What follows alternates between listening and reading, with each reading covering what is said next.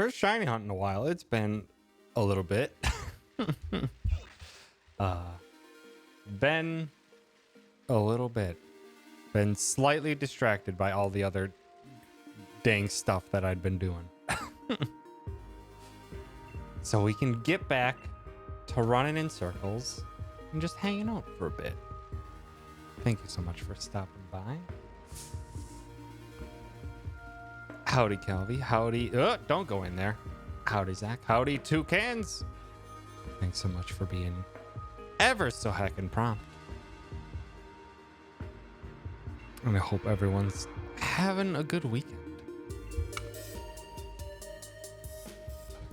And also hopefully looking forward to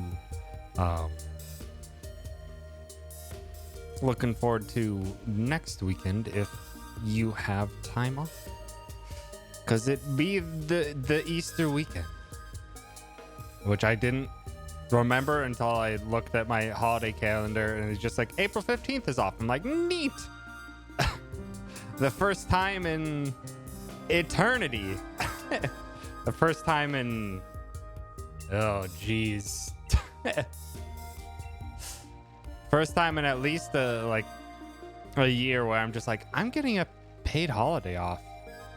God, that's nice. God, that's nice. Also, heck, chair. Thank you for the raid. I appreciate it. How are you this evening? Or this morning for Europe, maybe? Queen links are allowed. It's fine. What were you up to today, Chair? Playing the Elden Ring, it made me real sad last time. We're also trying to get a hard boss. Heck.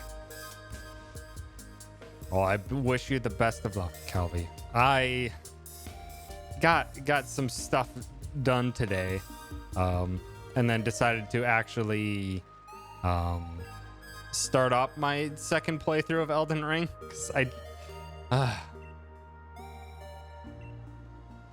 because I still wanna do more of it, and I'm changing up my build to do basically no ranged capabilities whatsoever. No spells, no arrows, no even thrown items, and just being like, nope, just flat out, I'm gonna beat things with a hammer or something. I'm having fun with it, and I'm basically just, gosh, you can streamline Elden Ring so much when you're not actively exploring. I've got so many upgrades and stuff, and I'm like, I only played it for like 2 hours. It's great.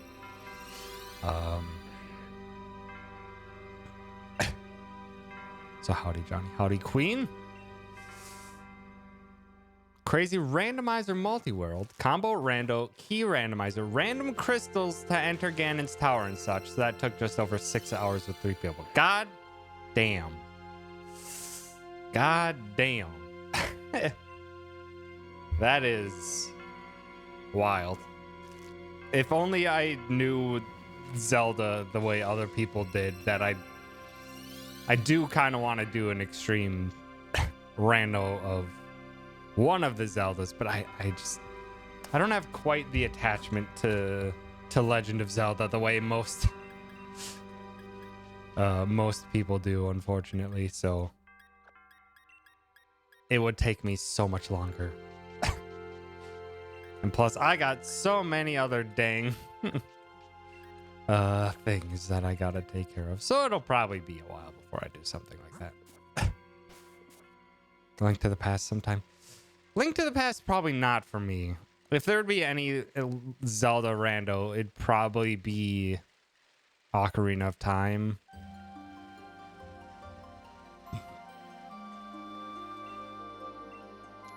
Because yeah, Link to the Past, it's just a bit too far back for me. And it's just never really got into it specifically. Or maybe I'd do something weird like, or I don't know, what other. Ocarina of Time is probably the most freeform one. I'd probably, yeah, looking at one that's most freeform. But then again, that may be Link to the Past. And I just need to shush.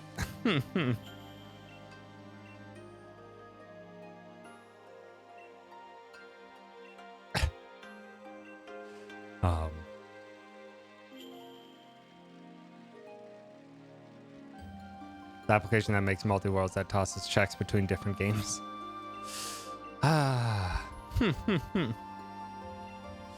I've seen the combo randomizers.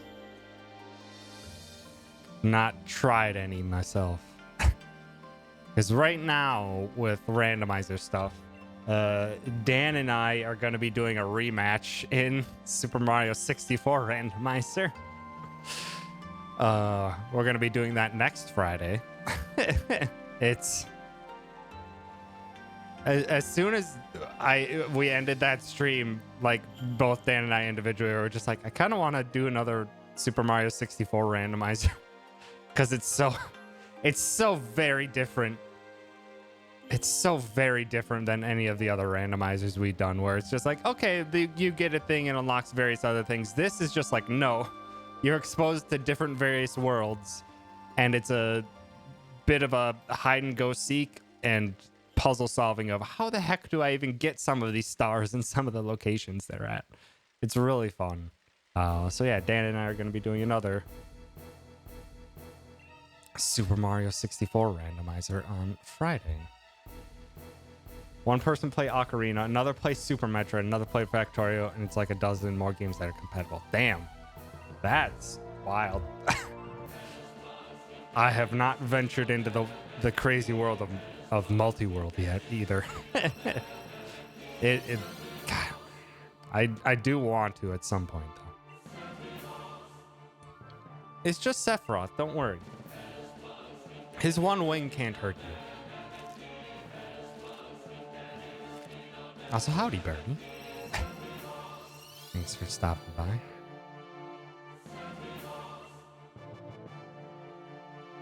Go sleep. Yes, go sleep, chair. It's like, what? Like 1 a.m., 2 a.m. for you? Go to bed.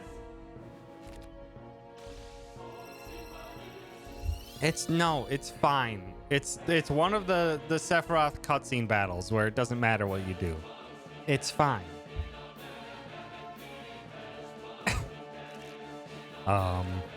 Grand total of 3 hours. Then sleep. Sleep, you dangus dangus. Go. Get good rest, chair. And thanks again for the raid. Yeah, what else has been going on since last shiny hunt? Died at the end, but it counted. Hell yeah, Calvi. Get it. Even if you finished them before they finished you, and that's all that counts.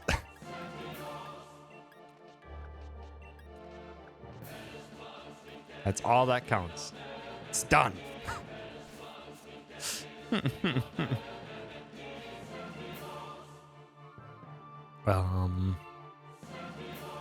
When was my last shiny hunt stream, actually?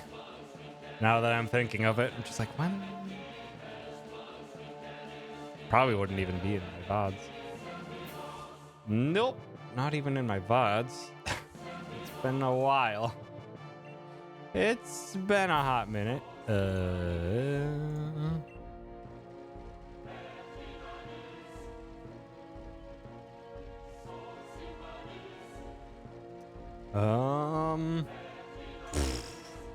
That's farther back than I thought. February 19th was when I last did a shiny hunt. Oops. I've been slacking. It's almost been 2 months, not just one. Oops.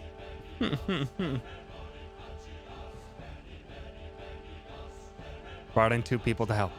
I'm glad you were able to get it done, and I can only guess that to what there's only a few bosses where I'm just like, even with bringing that amount of people in that hard, I'm just like, You do what you gotta do to get it done, because goddamn, some of the bosses are allowed, or some of the bosses in Elden Ring is just like, nope. I absolutely understand if you're just like, I'm bringing people in. And especially bring people in because you don't have to be a stubborn butt, and friendship and cooperation is good. And it's a tool that the game offers you. So use it to your advantage. Don't be a stubborn butt like me and self-impose a fuck ton of restrictions.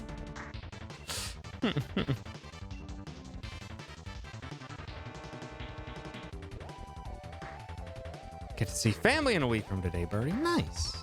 I hope you have a good family time over the Easter weekend. It's almost like I wanted to do other things. This is true. I had a lot of stuff that we've been doing since February, especially stream-wise. Outside of the constant of Yakuza Like a Dragon speedruns, which is gonna be a constant for a while. Because my world records in it are gone now. Sassy butts beating my world records.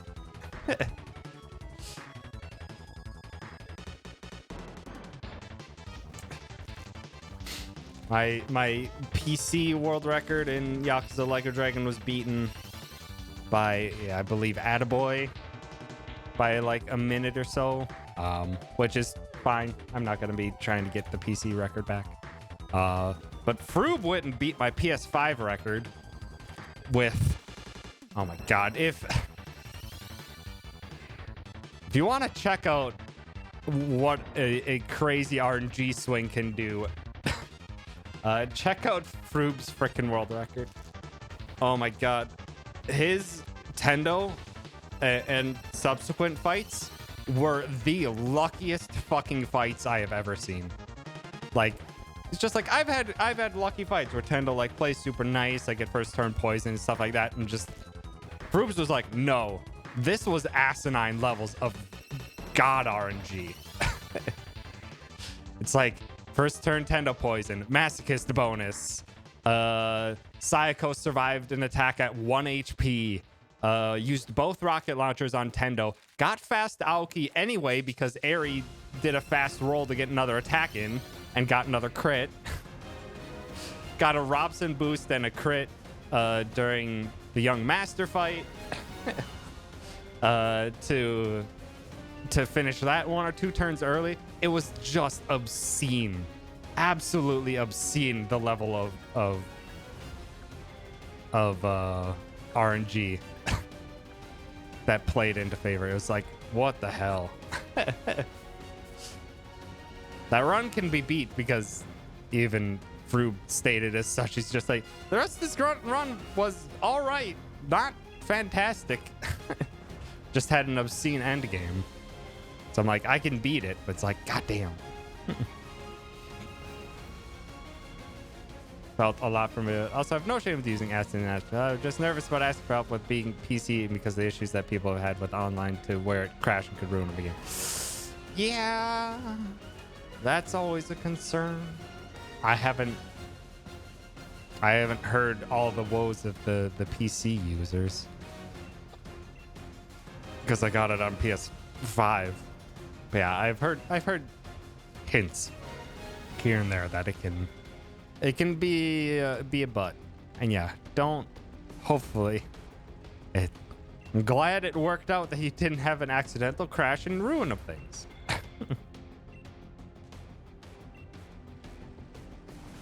That is very exciting, Birdie. I'm glad you get to see them after all these dip dang years.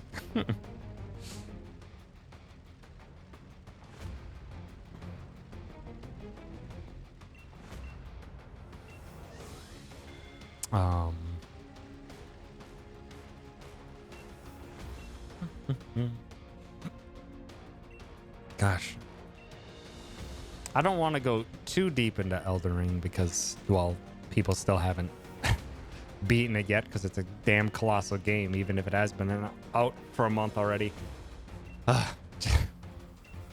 Just not like 2 or like even 1 day ago, Joseph Anderson put out his video on Elden Ring.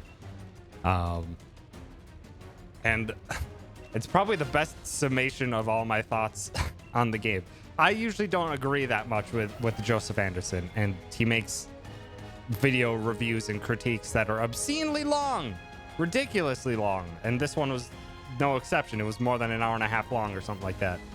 But just like the first half hour of it is absolute like gushing praise for Elden Ring that I'm just like, yep, I absolutely agree. And then the next hour is going into a lot of complaints. And I'm just like, I absolutely agree with the majority of these as well. And he's just like, I believe his summation was basically, this is undoubtedly a masterpiece, but it's also quite broken. and hopefully they're able to recognize, and other developers are able to recognize some of the things that Elden Ring, even with all the great things it did, where it still fell significantly short, and be able to advance from there.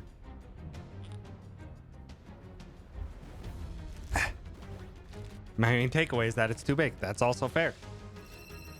It is a massive fucking game. 115 hours it took me to beat my first playthrough of Elden Ring. And that was looking up almost nothing and just searching and exploring to my heart's content.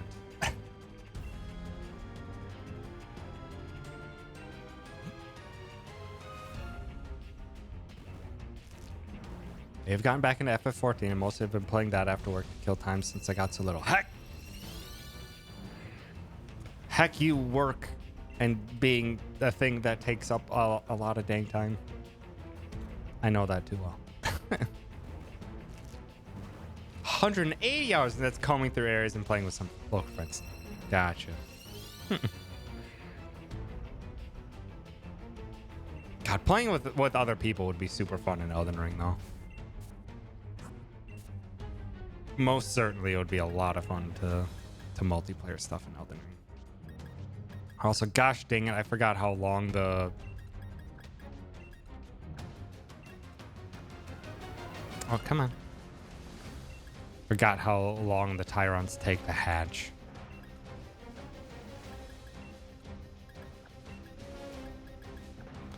Work, school, social work, student organization meetings. Yeah! I know that, and tack on other adult responsibilities on top of it, and also a dog that's incredibly cute, but does take up like an hour of every single day taking care of her. And it's just like, dang it, there's not enough time ever.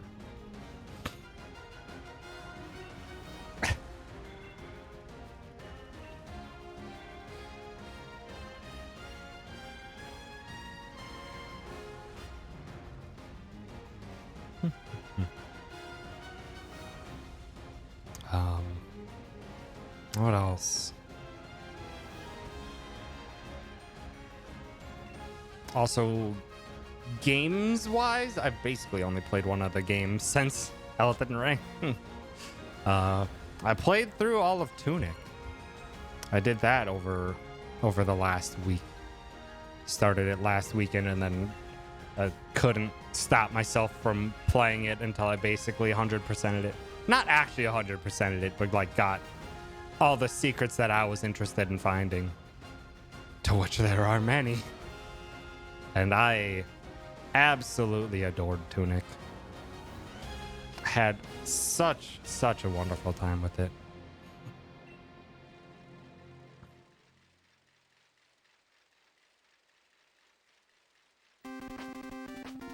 Combat was passing enough for me. I mean, it was an isometric, more adventure focused game, so I'm like, I I'm fine with the combat not being that fleshed out, and with it being rather simplistic, because it was all about the adventure and all about. I have never played a game that so closely brings out that feeling of playing through a game growing up and like not even having a full grasp on the English language. Just like, what does this do? I don't know. And the game's not telling you, and it kind of won't. It'll give you some hints. It'll point you some directions. There's an old manual that was like gotten from a video game rental store that has someone's handwritten notes on it for some things. But outside of that, it's just like, figure it out. It's like, it's nice.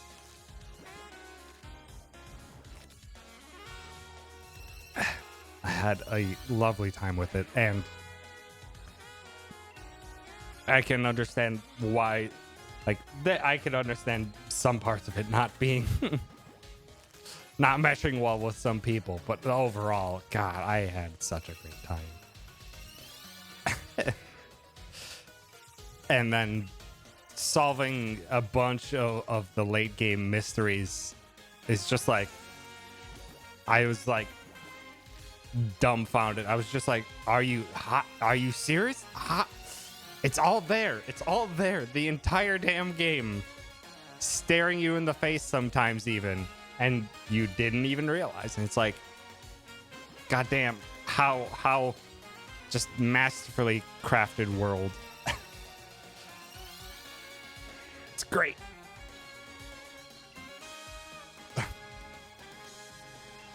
Silly when early 20-somethings are like a 30-year-old with interest, but the kicker is that there's not time for interest.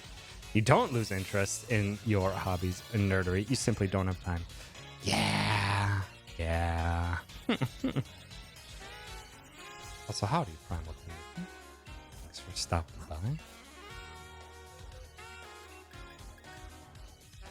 And yeah, you can get very lost. Very, very lost in Tunic. And I also love it for that. I very much, in a lot of the games that I've played, it's just like, or a lot of the games that I play nowadays, where I'm just like, man, I just don't want you to tell me what to do all the time, game.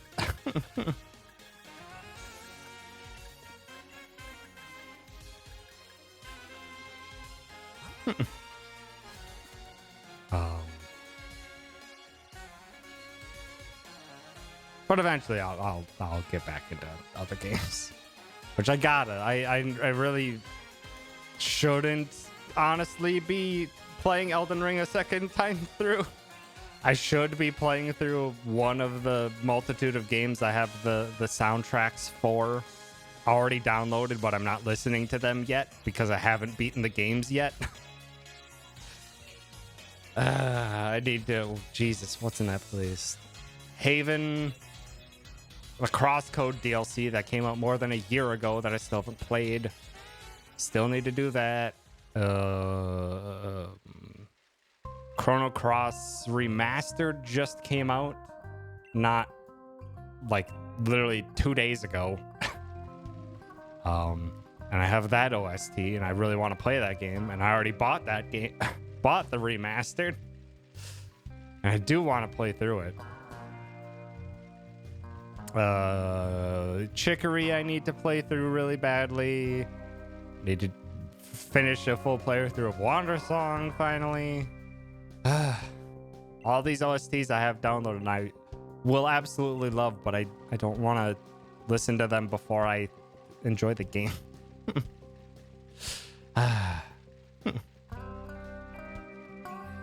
It's your time though, you get to spend it how you want, and so long as you're enjoying your time with the game, that is all that matters. This is also true. This is also true.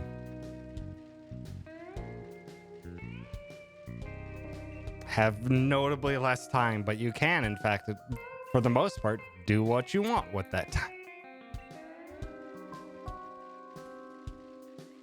Ugh. geez, I haven't had the most, or when I've had free time, yeah, it's just been video games lately. Video games are slowly chipping away at some plans for things. And then, oh boy, yesterday was a fun time. I got to have a flat tire on my way to work. Hooray! That was fun.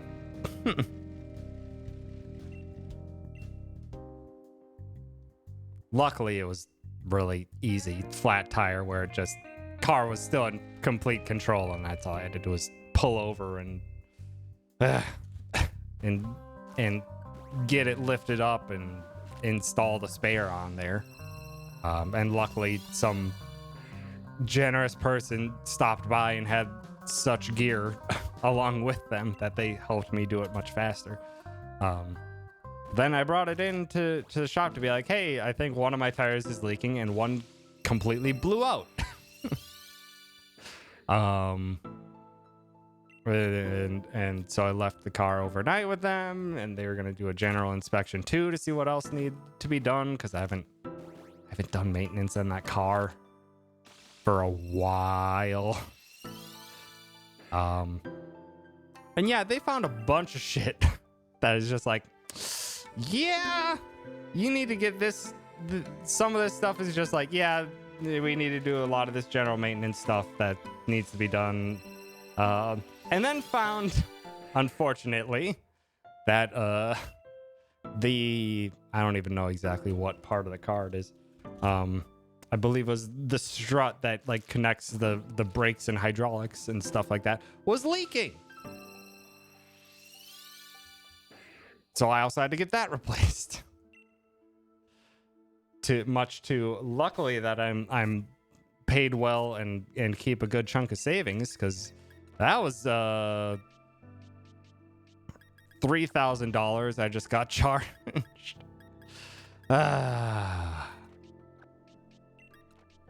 Ain't it great having a vehicle? Just fantastic.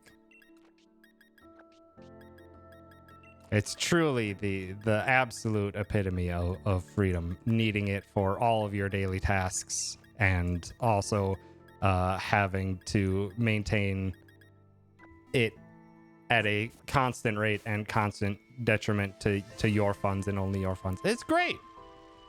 Truly, it's truly fantastic.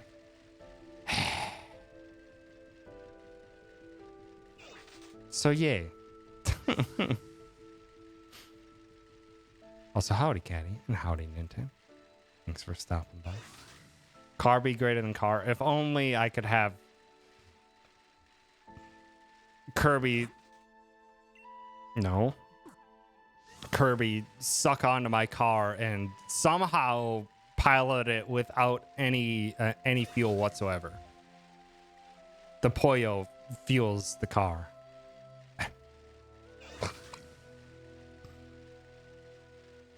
The power of Poyo fuels the car. Heck! Hi, Froob. Thanks for stopping by. Weren't you doing Like a Dragon's runs today? How did that go today? Well, welcome everyone. Welcome Raiders to the stream. I am Mechanalyst Tom, and today we're just hanging out, really. Really just kind of shooting the shit and talking while I'm spinning in circles and trying to see if we can get some dang shinies. Start with it, not a single run past chapter 4. One of those days. Great. I always love it when the pure RNG parts of the game do not cooperate. I was now to get out of chapter 1 because Haratsuka kept surviving and stunning me. Even better. Even better. God dang. Sometimes LED just does not cooperate. Hope you had a good stream nonetheless. Okay, do I just move on to Kaido or what? And there's just my marbles instead in actual good times. Nice. Good way to unwind from some nonsense for sure.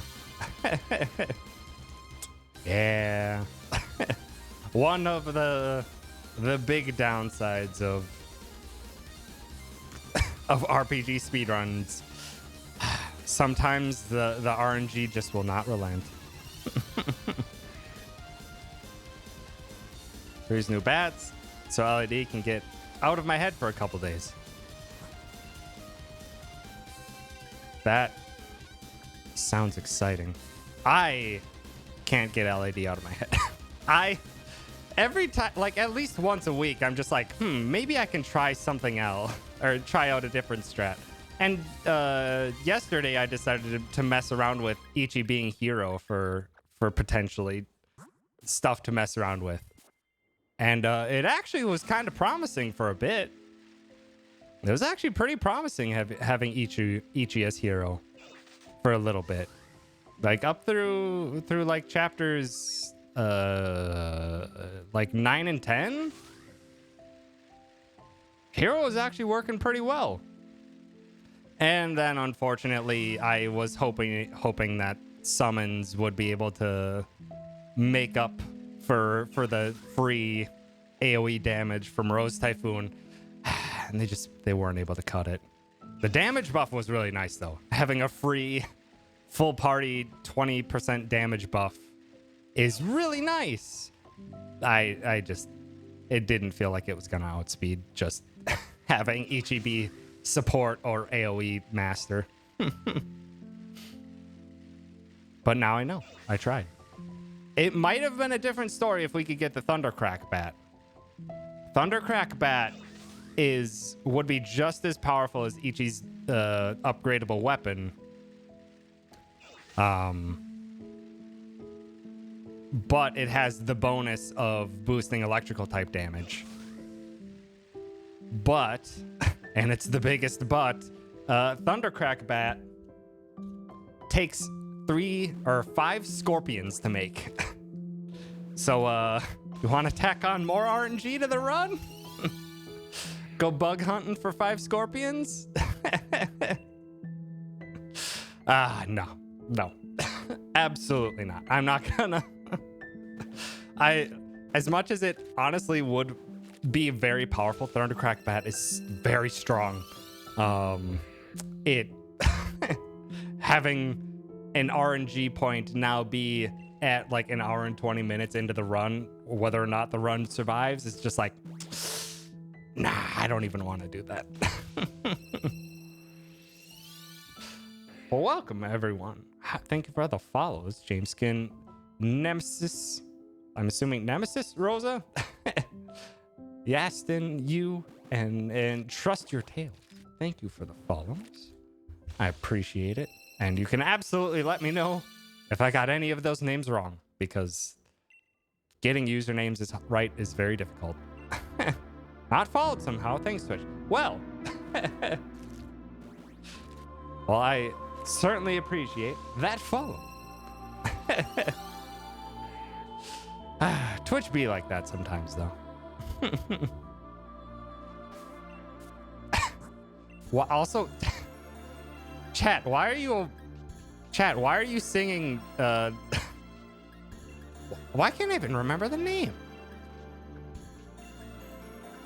Why can't I even remember the name of the song? I haven't heard the song in multiple years, but I can't even remember it. Wow. Actually, I haven't drawn a blank there. I said, and it's the biggest butt. Oh, that would explain why, for sure. Got out the PS3 on stream to try and attempt to finally set it up, but now I'm just staring. Best of luck. PS3s are a beast. I've been lucky with mine, and I've been lucky with an HDMI splitter that just conveniently wipes out HDCP. So that's never been a concern. I've been lucky and had my PS3 capture work pretty well whenever I've wanted to. I have heard That is not the case for most people. Notoriously a painful painful console to capture that PS3. Baby Got Back. That's it. By Sir Mix-a-Lot? Is that the artist? One of the one-hit wonders? Or were they secretly an incredibly popular band? Oh, your chunky PS3 died? Re-download everything was just slow on PS3. Oh my god. Doing almost anything on PS3 is so damn slow. Like they've even made it incredibly difficult if you want to say download anything before Sony eventually flips the switch and turns off digital purchases on PS3. It is a massive pain in the butt to get funds into the PS3 account to even purchase anything, let alone how slow it downloads. Oh boy.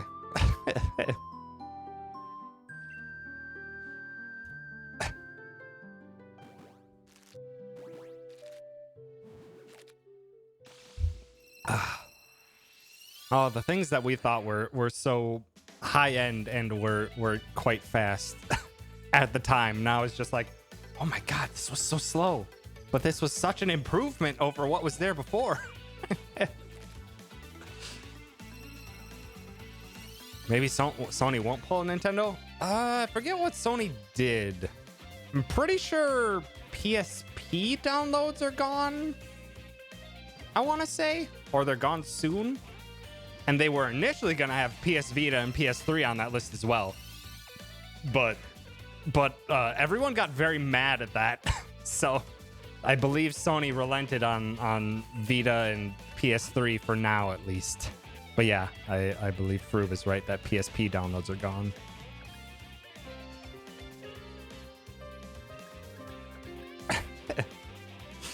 So Aerok, thank you for the sub, the tier 2 at that, for 34 months. I appreciate it. That's so damn long. Every time I see you sub Aerok, I'm just like, sweet Jesus, I've been streaming for that long.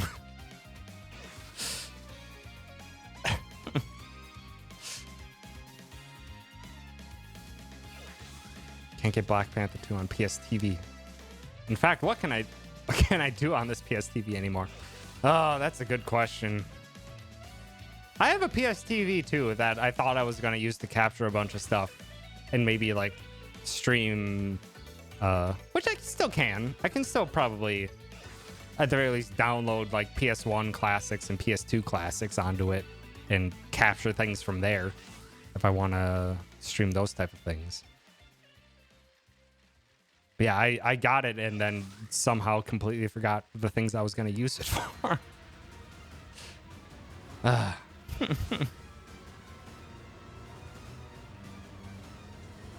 Also, I believe I spotted Will in there somewhere. Yeah. Hi, Will. Thanks for stopping by. Also, Tyrant is fantastic, and they are great, and they take an eternity to hatch, and it's annoying. And also, God, I'm working on the next. We're like semi-planning our next community Elite Four event. And by semi-planning it, I mean like we set up some stuff 2 months ago and kind of like set general direction to build teams and stuff like that. And we haven't made much progress since then because Arceus came out, Elden Ring came out. We got very sidetracked. And I have the majority of it set up other than training Pokemon to level 100, which is always a really pain and really boring. But I need to get one shiny. Not this shiny. These shinies are still community channel points. Community channel points redeems. Excuse me. But a shiny on my own time. And I'm at 1400 on this shiny. I'm at 1400 on that dang shiny. I still don't have it yet. It is making me quite upset because it's actually a shiny that's dope and I kind of always wanted on my own. And it refuses. It absolutely refuses.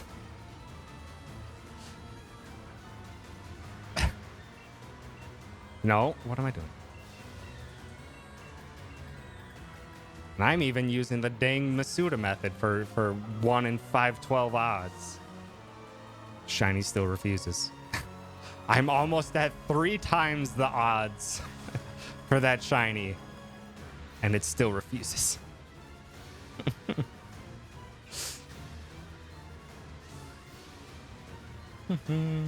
Here while I work on one of my final projects. Nice, Will. I'm assuming by final projects, I'm assuming you mean for Kuleg. Mercedes got her floof back in 3 Hopes. I did not. I have seen almost nothing with Fire Emblem 3 Hopes. So I'm just like, I love a Musou game every now and again. I'm just not really gonna be into 3 Hopes probably. Unless reviews are like, damn, it's like the best Musou game ever. I probably won't pick it up. I've got too many other things to play. Too many games to play, and the only thing I've played is Elden Ring and Tunic. I want to play Strangers of Paradise. Project Triangle Strategy seems great. Nobody Saves the World came out, and I haven't touched it. Chrono Cross Remaster is now out that I need to play. So many games.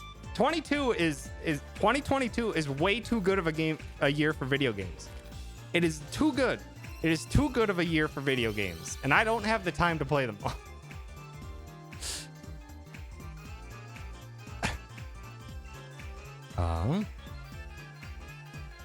Parents are visiting, so you're going to be lurking mostly. That is perfectly fine, Arok. Enjoy your visit with the parentals. and my shiny is not that I'm hunting in my own time is not a pseudo legendary or anything. It's honestly a bug. It hatches incredibly quickly, but it just refuses. It's annoying. Let's go graduate in exactly 2 weeks. Hell yeah, Will. Hell yeah, Will. That's awesome. Usos can be great, but when you play something like Hyrule Warriors, how do you top that?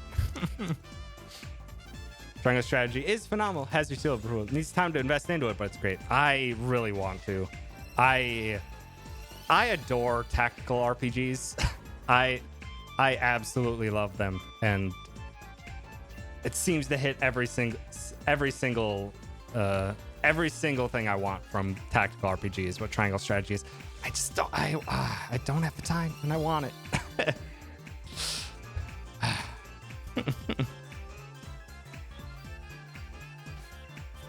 Despite the slightly dull name, has some really good world and character building. That is, as I've heard. Why do I keep hitting the wrong button? I'm assuming it's the same studio that made Octopath Traveler. At the very least, it's running in the same engine. They really just kind of take whatever their in development code name, and they're just like, yeah, that's just the name of the game now. Project Octopath Traveler. It's like, it makes perfect sense. It's still a very strange name. And then Project Triangle Strategy, I'm like, yeah, it sure feels like an in development title that is just now permanently the game's title. And I'm sure it has meaning in the story and such, but it's like, it's a bit on the nose.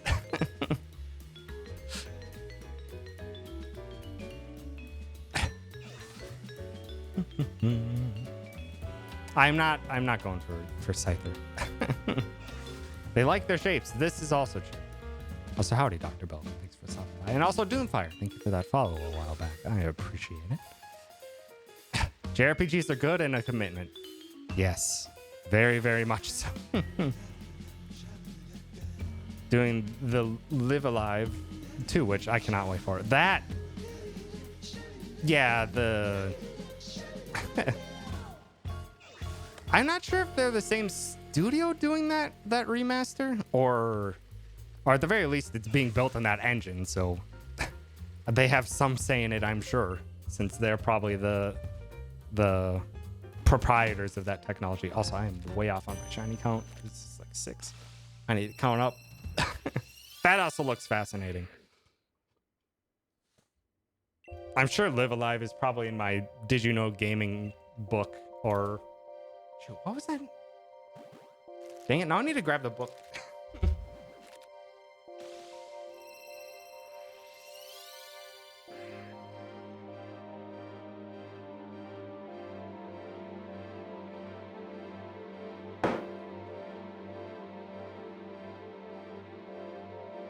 Region Locked.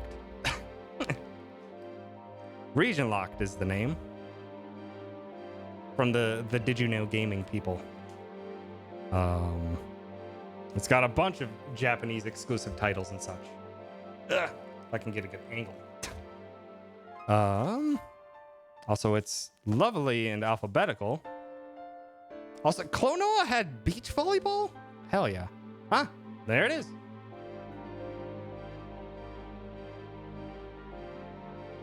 Live Live.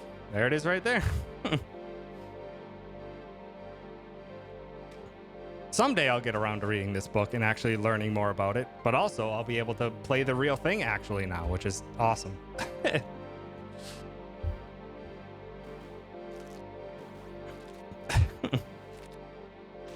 I still have yet to play a Dragon Quest game too.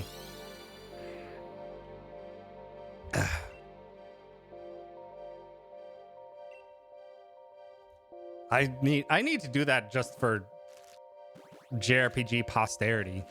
For all the Final Fantasy games I've played, I have never even touched a Dragon Quest. But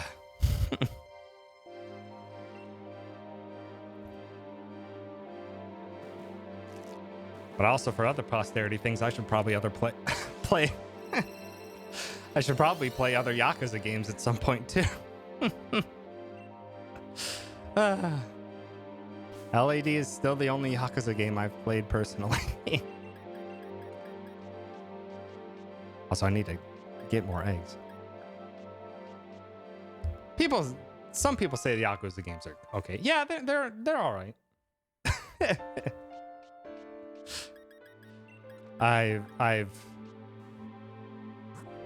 I've seen multiple speedruns of various Yakuza games. I've seen an entire playthrough of 0. And obviously I've played through LAD myself and speedrun it. But given how little time I tend to have these days, it's unfortunately likely that the next Yakuza game I'll play is Like a Dragon 2. I do need to play a brawler one though at some point. I do need to play a brawler one. If it's not me playing 0 for myself personally, or potentially doing like Judgment or Lost Judgment or something. Because yeah, I do need to play at least one of the brawlers one of these days. Started in October and halfway through 4 now. God damn. That's oh damn, 6 months. 6 months and you're halfway through 4. Oh my god, there. Yeah, it's a bit of a time investment.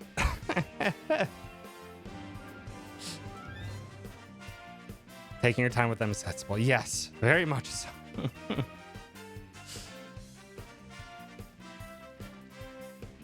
Yeah, would you recommend... It will probably still be a hell of a long time before I play one. But for someone who hasn't played either, would a good hopping on point be either Judgment or Lost Judgment?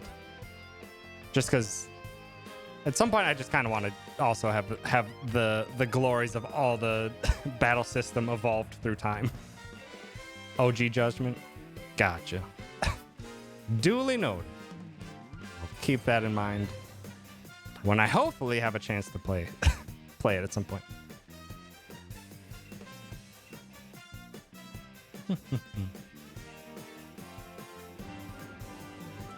Like 8 to 12 hours a week on stream, but they're still on. Yeah.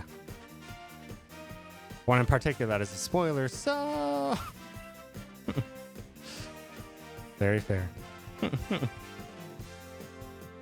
And Queen, yes. Yes, I do play Like a Dragon on occasion. Just on occasion.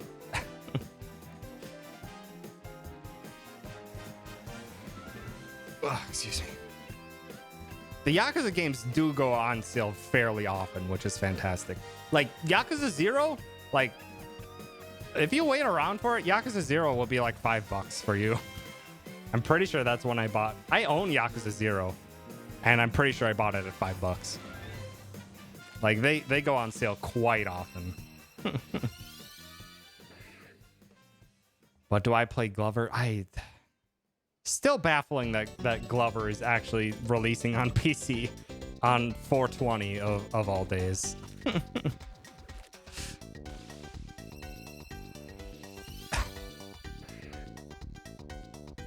Also, speaking of that, I still need to, or not speaking of Glover, but speaking of speedrunning things, in Medang Discord, I'm still doing, or I started back up the collection of potential speedrun games to fulfill that charity incentive I had from a year ago that I probably should have gotten done a while ago, but the charity incentive to speedrun a game of chat's choosing.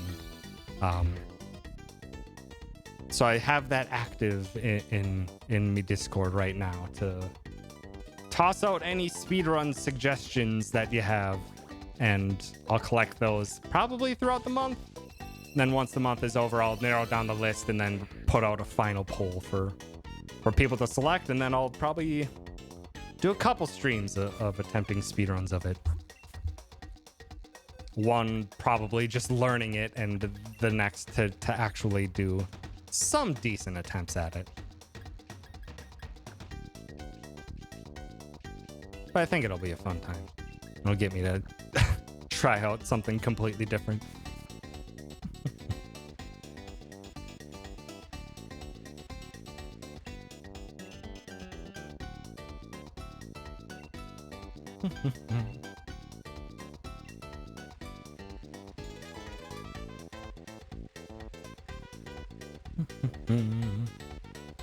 Run cat quests. So now I also wanted to make you do it, partially to boost my own motivation. Fair. Also, could someone give me a duck time real quick for pup time? I would appreciate a duck time. Thank you, Nintendo. I appreciate it. I still love duck time. There's only one. There's only one duck time. And it has a knife. It's fantastic.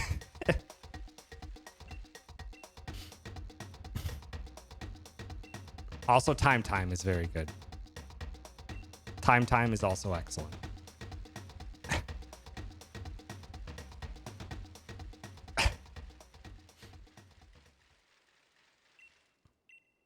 There's only a single cow time even.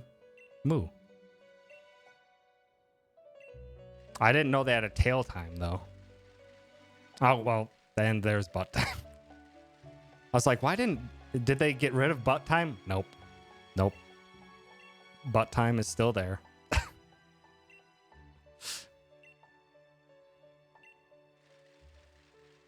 Yeah. Welcome to the Velvet Room. I can't remember Igor's voice. Otherwise, I would try.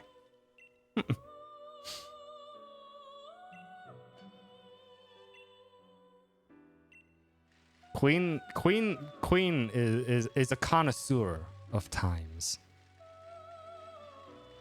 Queen, is there a Psy time? Is there a Psy time?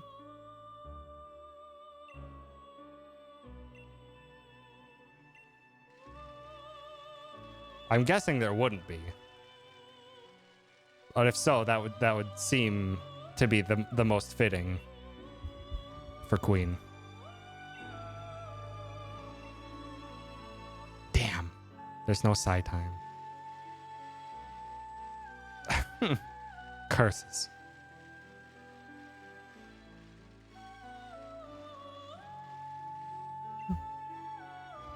There is Invisosci though, which is very good. Also, I think I have a Psy, don't I? I do. I do have a Psy. I think it might be a bit tier emote though.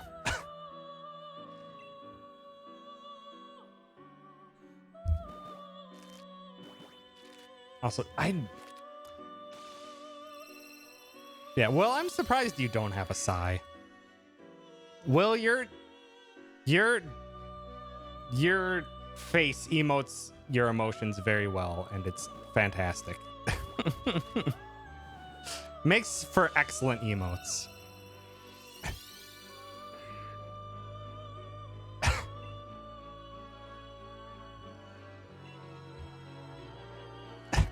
Also, howdy, Juice. Thanks for stopping by.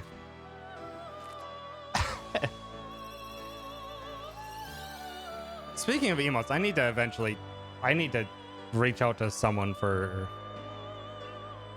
other emotes. Also, first nice of the night.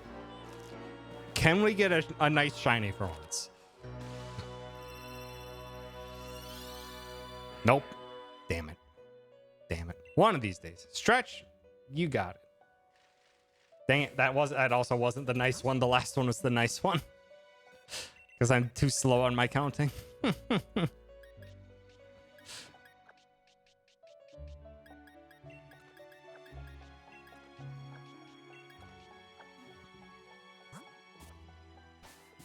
Yeah, eventually, God, I don't want to go in there. Eventually, I do need to reach out to people for more emotes. Also, once the next shinies start hatching, I'll do that stretch. So yeah, I have I think 4 emote ideas that I want to get made. Although I did just have to spend freaking $3 grand on car repairs. So maybe I should give it a rest a bit before I do it. Maybe I should let my wallet rest for a second.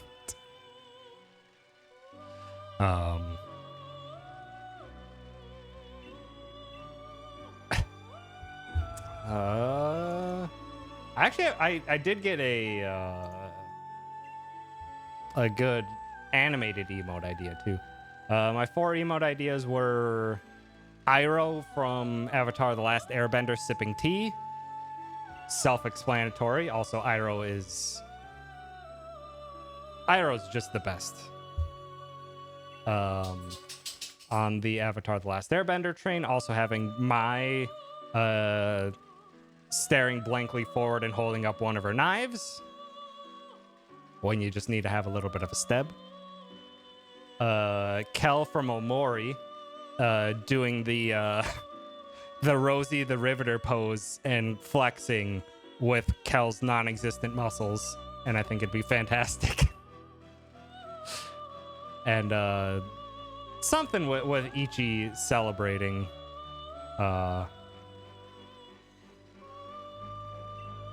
kind of like Kasuga, yeah, but maybe a static one rather than something on BTTV.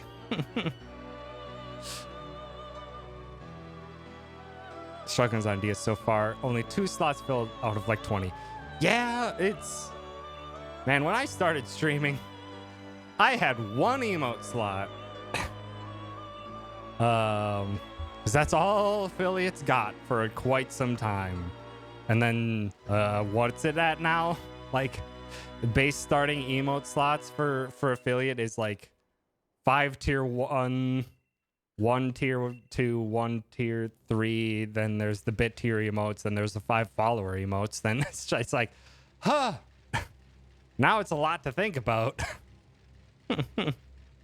But it is fantastic. It is so... I am so glad that Twitch has done a significant improvement over time to have ways for affiliates to boost themselves, at the very least through emotes. Hi, Riza. What? Riza, you want to say hi? That's why I gotta do a stretch. Riza, you want to say hi to stream? Riza, come here.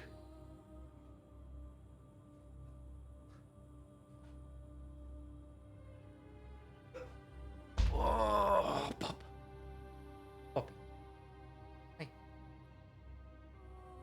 Hi, Riza. It's a lot easier to hold you when, you know, I'm sitting down and not standing. You know that, Riza? Hey, Bobby Dog.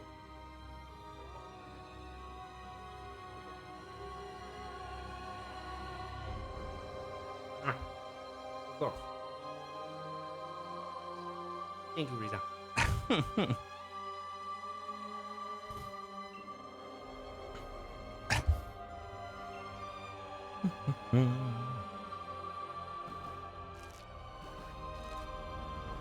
You'll get those emotes one day, Caddy.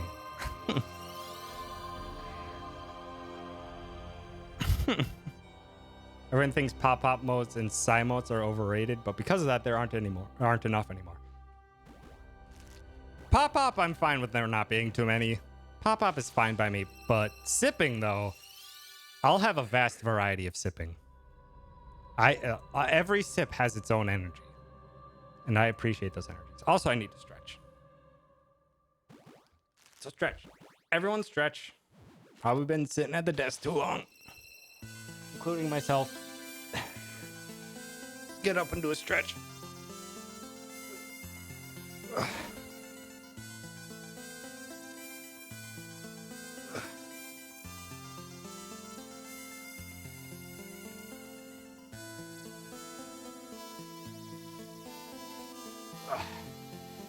There we go. Who said we should stretch? You can blame that on Primal Tanuki. But also it's important to stretch. Like Mallow from Super RPG, I thought he would make a great pop emote. That would be fantastic.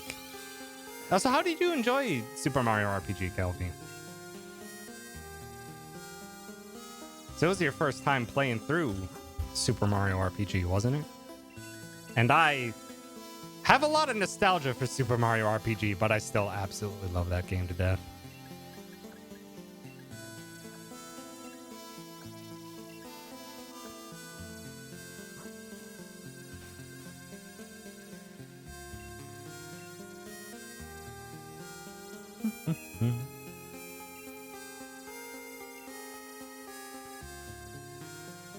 Mallow is a happy boy. Mallow is also a sad boy. Mallow has many sad boy hours over the course of Super Mario RPG.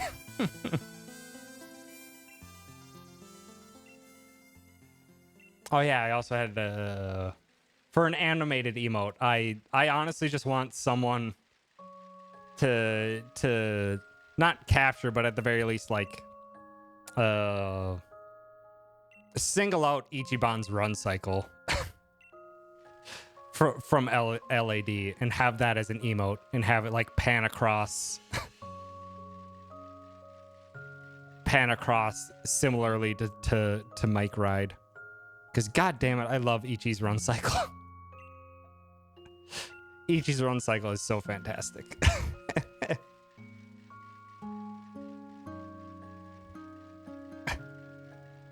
I enjoyed it. I was nervous about how long the last battle would go, but I had peace to make sure to keep her from being silenced and keep healing up. The last battle is it's a beefy battle.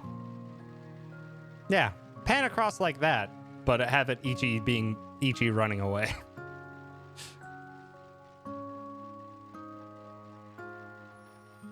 I was just crying facing that game, and that is my plan for an anime emo too. That would also be fantastic.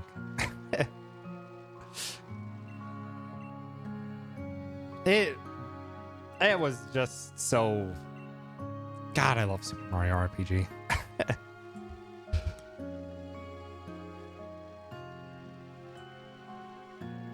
Such a wild game. So strange that that game exists. That Square Enix got to make an RPG with a lot of love to Super Mario. So much love to Super Mario. So much awesome stuff.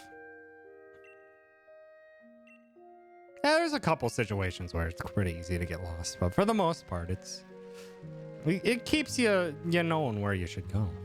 For the most part.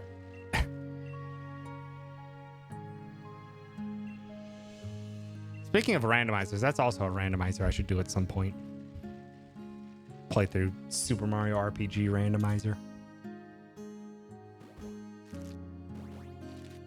Because what I've seen of those randomizers, it's a wild time.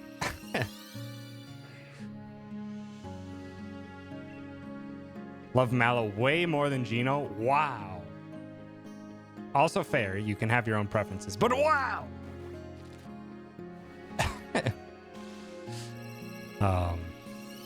I love Geno, but again, that might just, a lot of that is nostalgia and small Tom liking anything that was that cool.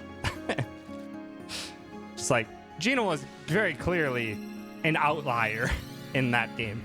Like Mallow was happy and very sad boy, but is also quite literally a cloud.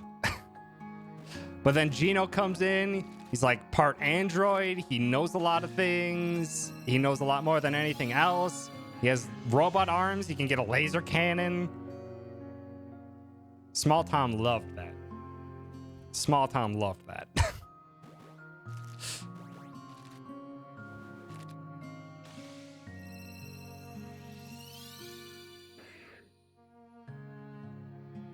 Well, it's not a super deep story. It's just that Geno's a spirit from Star Road coming to make sure there's people, including themselves, being pushed towards fixing everything. There's not much in the way of character arcs outside of pretty much just Mallow. It's just a really fun time. Mallow's like the one that actually has like a full-blown, almost entire game-long character arc.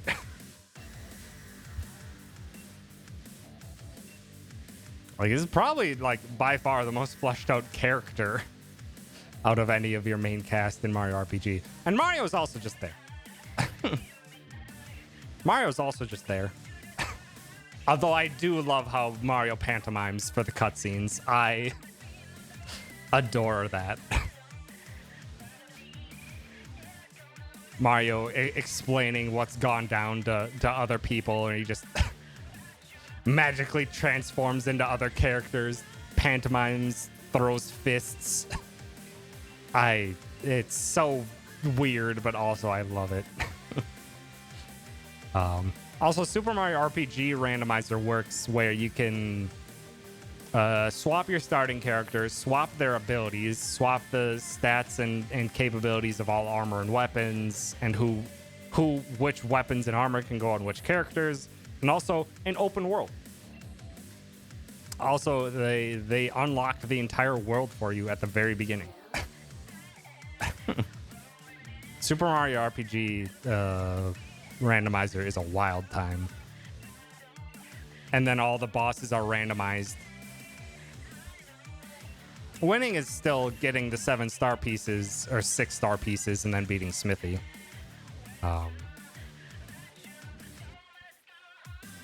And the star pieces can also be randomized to different boss locations as well. And the boss scaling is also really wild.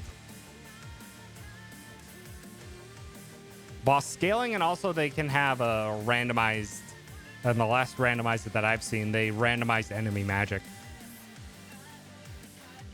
So if an enemy has a magic attack, they could actually have a late game boss's magic attack if they really wanted to. Their magic stat could be crap and it does no damage, but they have a late game boss magic attack. Alrighty, well, take care. Best of luck on your project, and again, congrats on graduating in just a couple weeks. Stream together during your finals week. Let's do it. Let's do it, Will.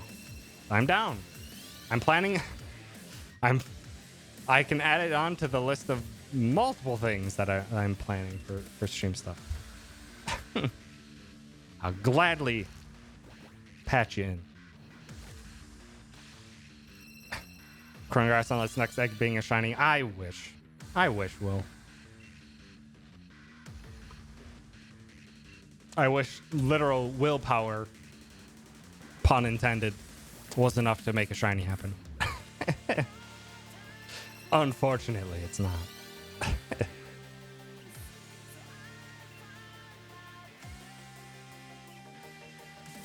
But yeah, let's see. What? So I've got a lot. So also the other thing that happened in my last,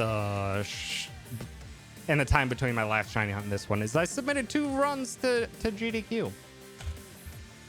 And now I get to wait for quite a while. It's already been, what, a week and a half? Probably like at least a month before the schedule's released. So hopefully I can get one in. That would be really exciting. And odds are relatively in my favor. Because, I mean, I think I looked at the total game submission. It was like 1150. 1150 total runs or something like that were submitted to GDQ SGDQ this year. And I'm 2 of those. So my odds are like 0.1%. 0.1, 0.2%. Them's high odds. All things considered. Unfortunately, both of my runs are long. One is 2 hours and one is 4 hours. But we're hoping. That'd be very exciting.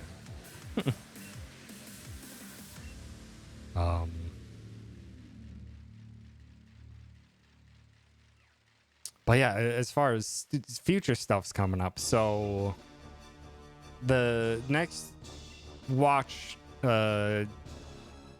Neighborhood Watch Elite Four event will happen eventually. There's no date on that, and likely won't happen for at least like 2 more months. I'm doing Super Mario 64 randomizer with Dan, versus Dan again next Friday. Having the rematch right away because it's a really fun randomizer. Nowlabai and I are going to be setting up a Pokemon Soul Link Nuzlocke in the coming weeks. Very excited about that. I don't know the greatest amount about Soul Link other than it's Nuzlocke rules, but also your Pokemon dying means your other person that you're playing with has to have a Pokemon die too.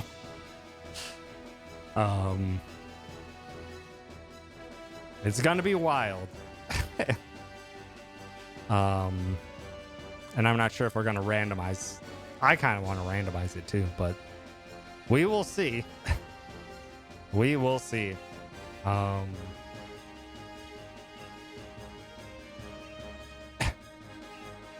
I'm dual world record holder for SteamWorld Quest. I am not a world record holder for Yakuza Like a Dragon anymore, because my PC record got beat out, and I'm not gonna try to retake the PC record. But Froob went and beat my dang PS5 record, so I have to get that one back at least. That's what I'm gonna be trying for tomorrow. Whatever Pokemon they have out, but I'm sure I don't know the greatest. We'll find out when me and Niall start planning that out. But it's gonna be fun. It's gonna be fun. Each catch a Pokemon in a row, and those 2 Pokemon are linked. Gotcha. So we'll have to have like notes. So is that? Oh heck, it's the Happy Turtle.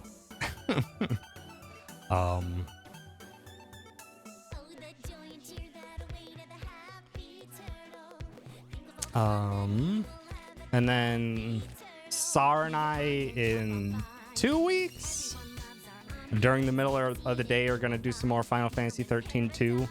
Because for some reason we actually really enjoy playing it for how nonsensical it is. But we're going to do some more of that. Will said they wanted to do some stuff. Planning out that community speedrun.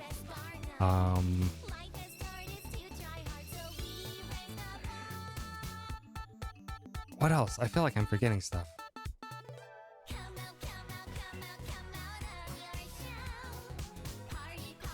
Also, it's really difficult to concentrate when the Happy Turtles play.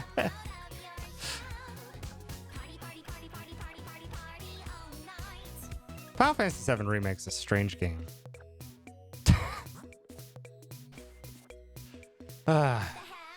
Yuffie DLC was really fun though.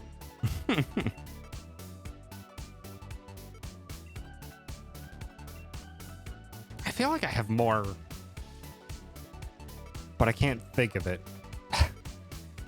Yeah, lots of stuff. So there might be times when, oh, also the in the process of figuring out the next Neighborhood Watch event, which will hopefully be 2 weeks from now, because next weekend is obviously Easter, so many people will be busy with their family stuff, as well as potentially just taking a break because of holidays.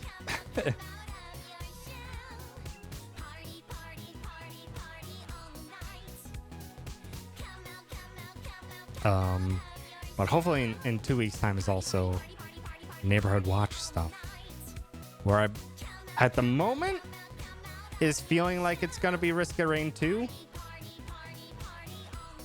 At the moment it's feeling like it's gonna be Risk of Rain 2, which I think will be really fun. Oh, also that I think maybe next week, might not stream it, but me, Morgan, and Nat are gonna play some Risk of Rain 2 to have me learn a few things before we do the Neighborhood Watch event. Not sure if I'll stream that one, but that still is going to be exciting and always fun. I always enjoy spending time with Nat and Morgan. Hades thing was fun. Maybe one day I'll think of a similar thing. Also, hope no fuses blow if so. That was really fun. I had an absolute blast doing Hades with you, Caddy. Even if my strat was identical both times. Which is just get the bow. Get the bow and play like the bow main that I am.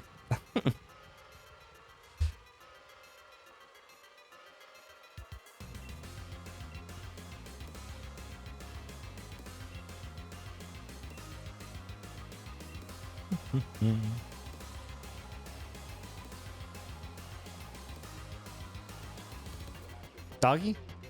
Did it actually pick up? Riza was shaking, so her stuff jingled. I can bring Riza on stream again. Also, I should probably sit. I've been standing for an hour and a half.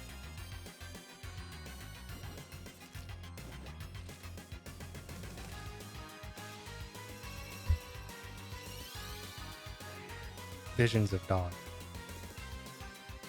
Sees a turtle. Is this a dog?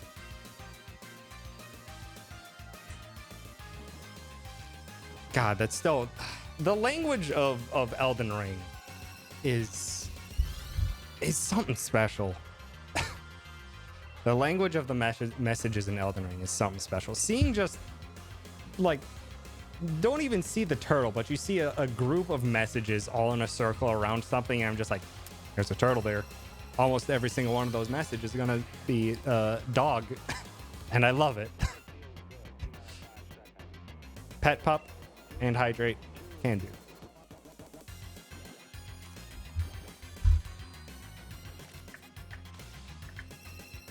Get the immature ones. I'm fine with not seeing those constantly. I'm fine with not seeing those everywhere. They were funny maybe once or twice. The majority is just like, nah. I see this pillar. I know what message I'm gonna find by it. Riza. Riza. Come here.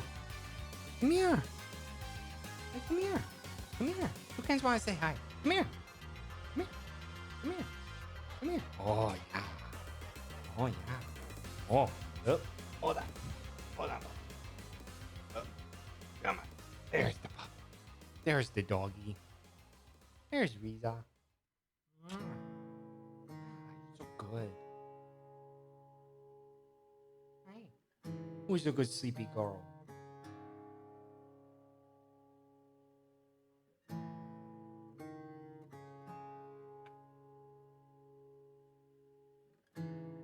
Good.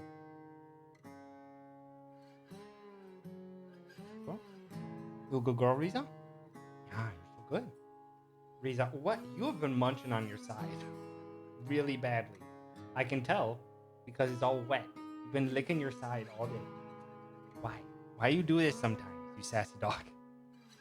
You goof. It's okay. You're a good girl. You're a good girl. Yeah. Okay, sleepy dog. You can go rest. You can go rest.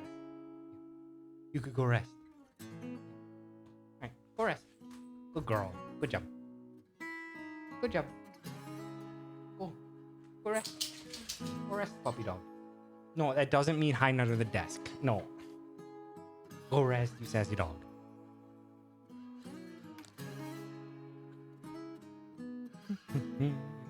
This one. You don't need to stare at my chest. There we go.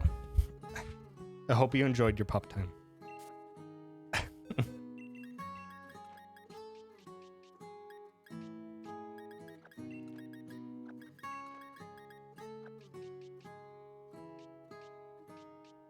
These are my newer Joy-Cons. Are these. Because I had to get different ones because my last ones were drifting very badly. Also, at some point, I'm going to have to get a different Pro Controller. Or I'll have to actually, use the service that Nintendo has to ship them controllers to fix drift. Which I think is free. I just have to not be lazy.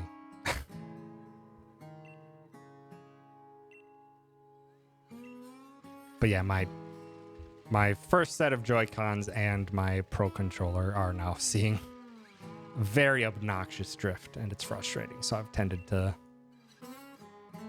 just use Joy-Cons nowadays.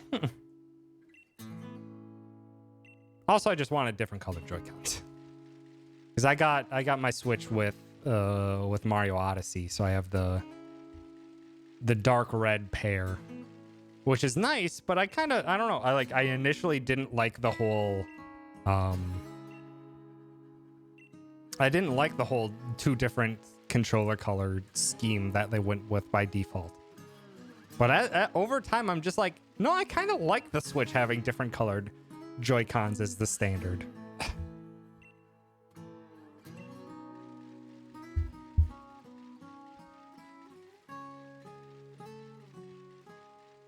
The Zelda ones are good. If I liked Zelda more, I probably would have gotten those, but nah.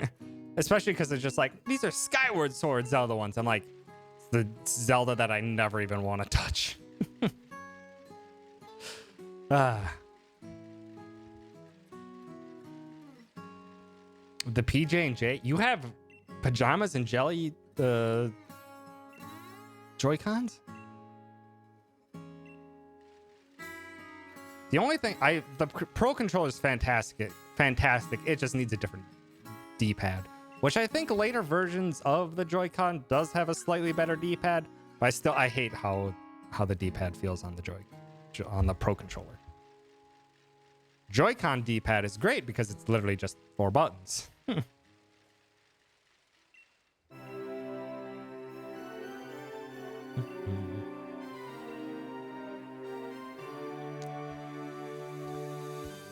Because I was going to get the dual black controller, but I ended up getting red and blue. Mind you that the red and blue have drift, and one day will have to be sent for repair, but I've been saying that for like 2 years. Yeah! I've been too. Need to just get it done.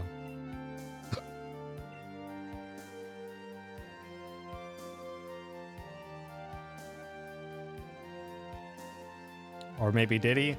Don't. I couldn't tell you Mega Man X canon for shit. It's not even a hard, complicated story or anything. I know it's Zero's theme.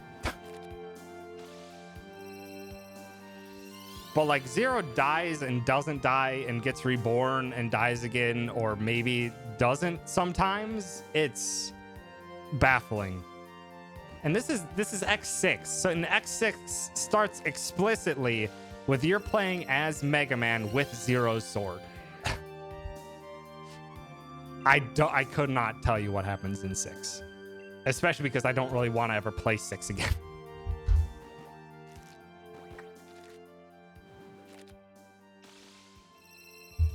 Because in order of tier, X1 and X4, top tier. Fantastic. Phenomenal games. X3, also pretty stinking great. Just a little bit below. X2, I still like. It's not been the fondest of times whenever I've gone back to play it. But X2 is still very good. 5, 6, 7, and 8, don't bother. Not worth your time.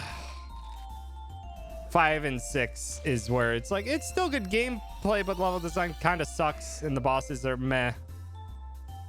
The soundtrack is absolute bangers, though. And then 7 is Trash Fire, that's just really boring. And 8 is also Trash Fire that controls badly. And also, conveniently, there's the Mega Man X Collection, Legacy Collection, and the Mega Man Legacy Collection 2, I think. And you just have to get the first one. Works out conveniently that way.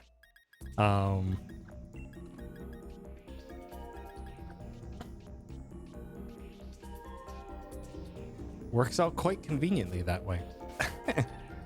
But you can only get the first one and you get the best games in the series. Thought X8 was all right. I did not. But I also never finished it. I played it for all of like 30 minutes and I finished X7. X7 was boring, really boring, but it wasn't bad per se. Like, the voice acting was bad for sure, but like for the most part, it's like, it's not like bad or like terrible. It's just, it was really boring. And I could put up with boring. And then I got to X8 and I got actively very mad at some sections because it didn't telegraph things properly or things like that. And I was just like, I don't even want to try. I don't even want to play this.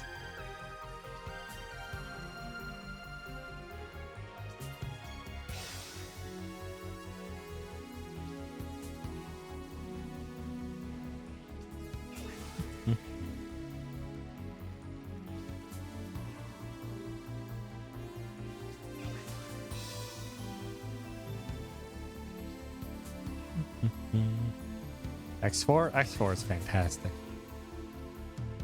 In my mind, it always vacillates back and forth between X4 and X1 as my favorites in the series. X1 has a fuck ton of nostalgia going for it though, but God, I still love X1 a lot. X4 is just, it's super fun to play, and they give you a full playthrough as Zero too, and Zero plays very differently, and Zero's super fun.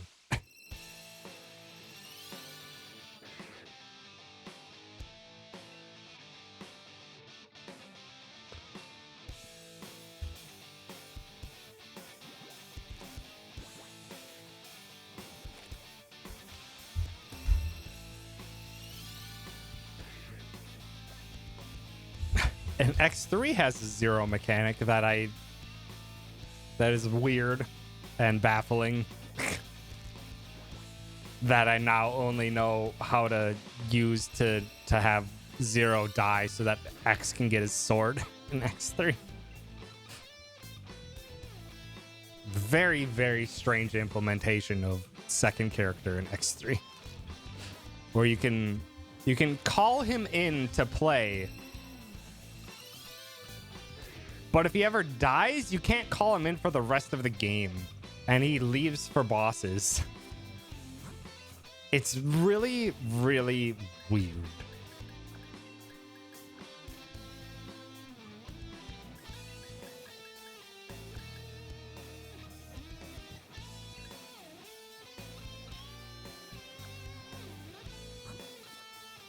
time for nap alert. Have a good nap alert, birdie. We'll maybe get this small dino sometime. Defeat a specific late game mini boss to get his sword. Yep. I believe it's first or second Sigma stage, the first mini boss.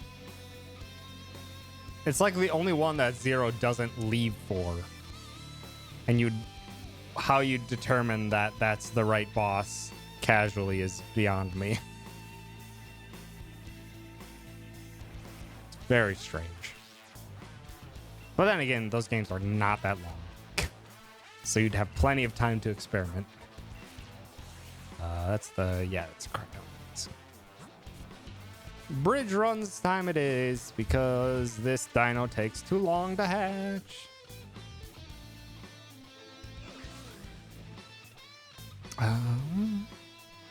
See what else has happened since last shiny hunt.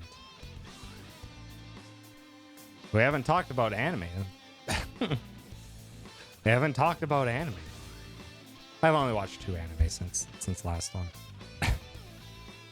I watched all of My Love Story.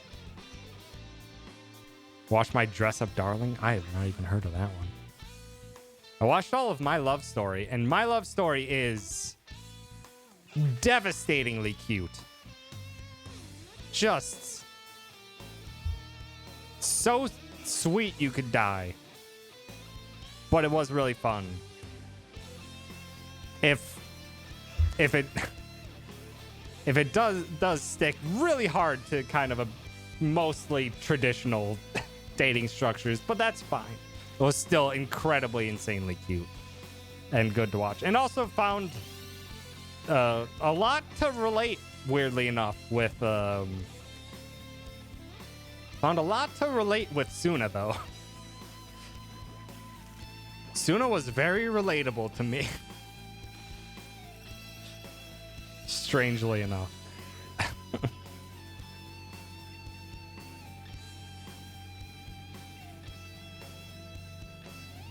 Big anime of last season, if you know, don't count Attack on Titan or Demon Slayer.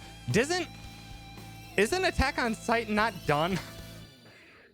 Didn't they announce a final season part 3 or maybe something like that?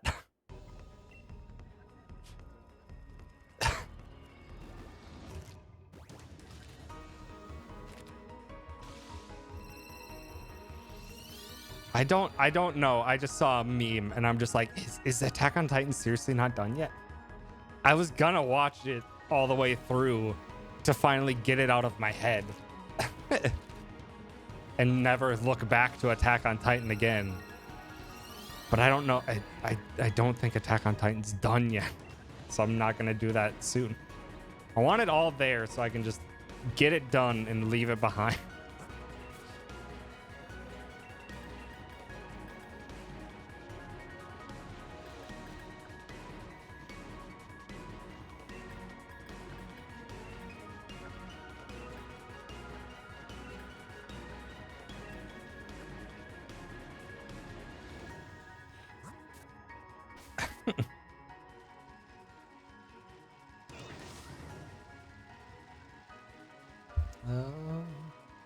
Real question is my Dress Up Darling on Crunchyroll?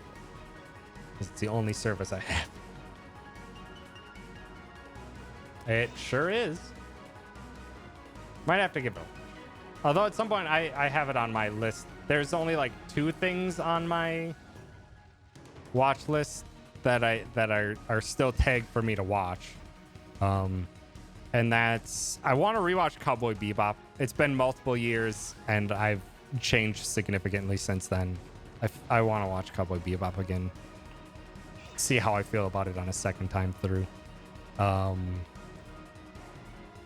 then I have Haikyuu still on my list. Because something needs to satiate my sports anime need.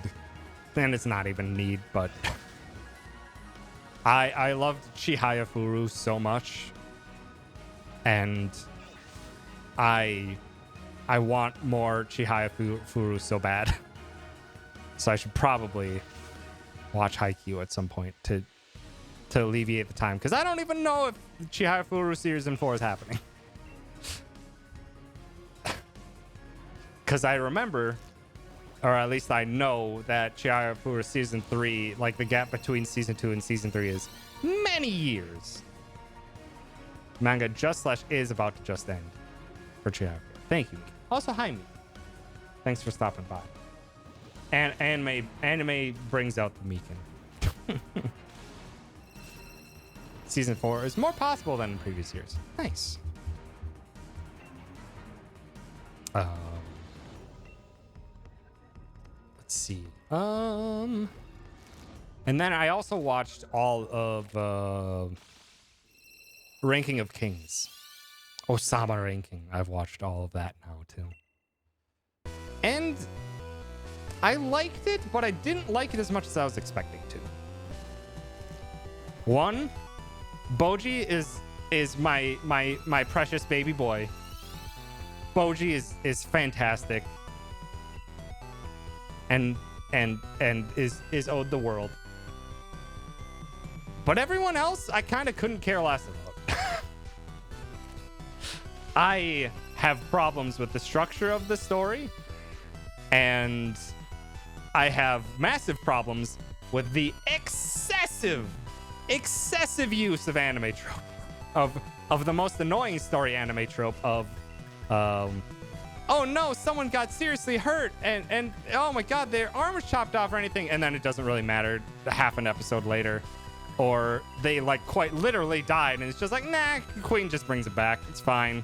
Or if Queen doesn't kill him back, bring him back, someone else does.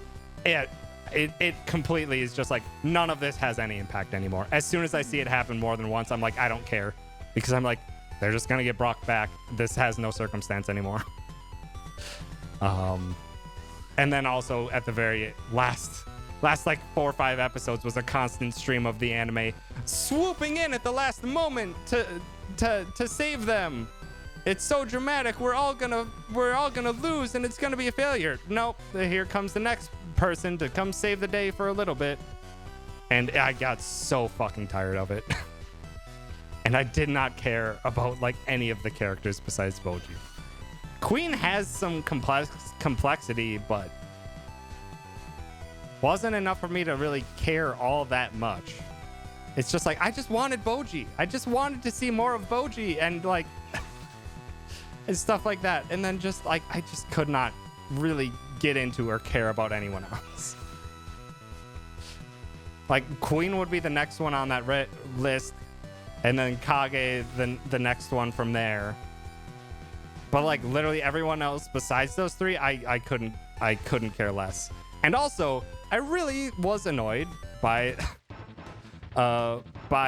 them drip feeding and counteracting every single character motivation constantly.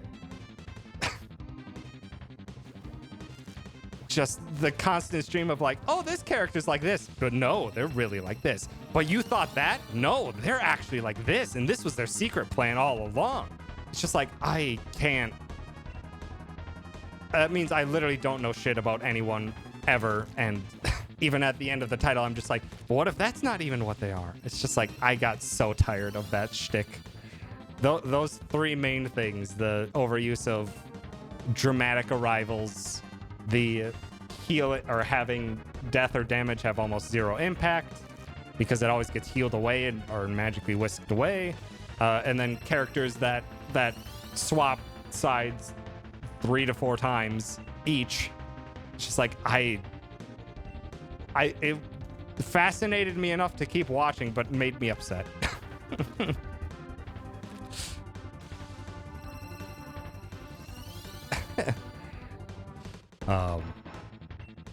But the animation is also incredibly charming, and also that helps too.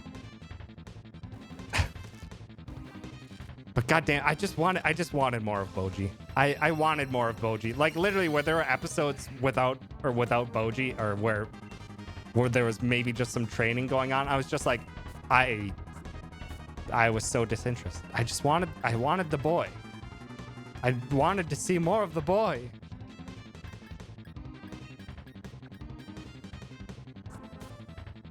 I would expect a season two could be announced. I don't know if it's based on any source material or anything, but there's a lot of potential there for sure. There's a lot of cliffhangers and open ends that they can absolutely build off of.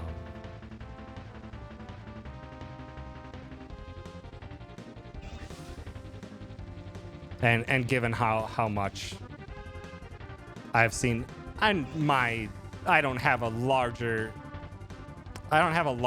glimpse into the larger anime audience perception of the anime, but in terms of the friend groups that I'm a part of, people really seem to love Ranking of Kings.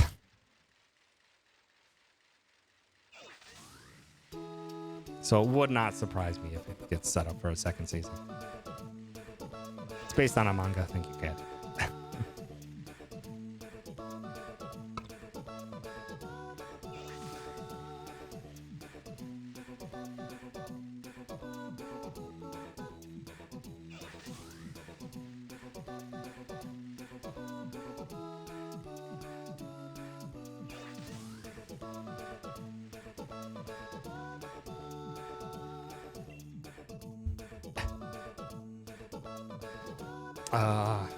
And not anime related, but after the longest time, I'm reading through Berserk.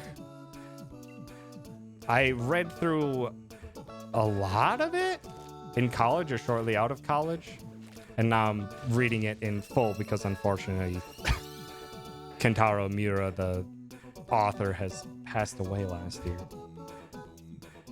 So now I gotta read it again, and I'm also a very different person than when I read it last time.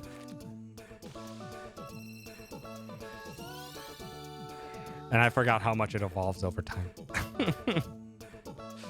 I forgot how much that manga evolves over time and how it keeps getting better over time. The start is fine, but as the writer got more experience and deeper thinking on it, it kept getting deeper and more and evolved into something that's very, very special. Meekin needs to read, but doesn't necessarily want it. It is more of a respect read more than anything, which is fair. To which if you're gonna read it, you at the very least have to get through the Golden Age arc. Also, have to keep in mind, always needs to be stated whenever bringing up Berserk, it's an incredibly dark and very graphic, a very, very graphic manga. It portrays a lot of incredibly fucked up shit. Incredibly fucked up shit. Need to keep that in mind and emphasize it. If you're not ready for that, absolutely perfectly fine if you don't read Berserk. Because not only is it like, it obviously influenced the entire dark fantasy genre, the entire dark fantasy genre of Japan basically since its inception. It is the darkest fantasy I think I've ever seen. Goblin Slayer bad. Goblin Slayer pilot was far worse than the rest of its. I don't know about the manga, but the anime, Goblin Slayer episode 1 was very bad, and then went more anime schlocky from then on. No, Berserk is far worse. Berserk is far worse. It does not shy away from how absolutely fucked up and terrible the world is. And it is not afraid to show so in graphic detail. It is not an understatement to say that some of the images that are drawn are fucked up. It never, it always, it is always, it is never as an indulgence or anything like that. It is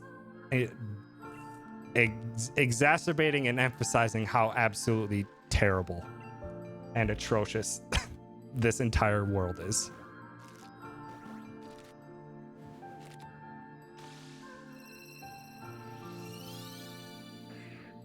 So yeah, has to be stated 100% that is the case of Berserk.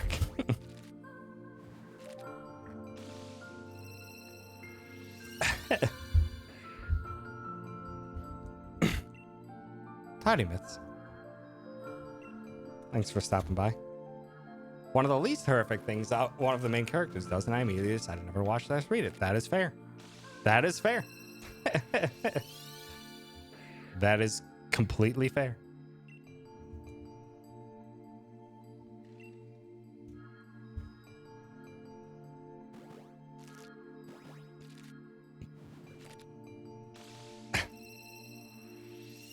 No, there's not.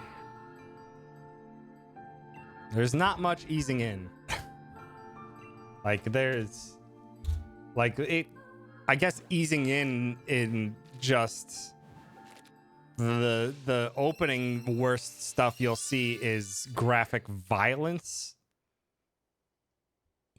Lots of graphic violence, but then it definitely gets into far worse territory.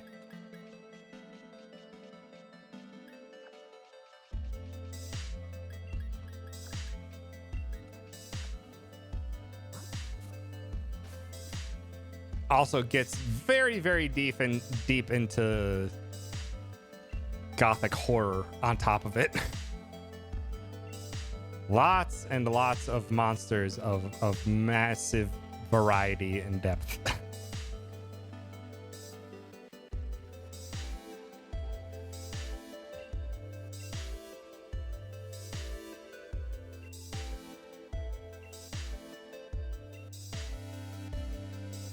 What are you right now, Luigi? Stopping by.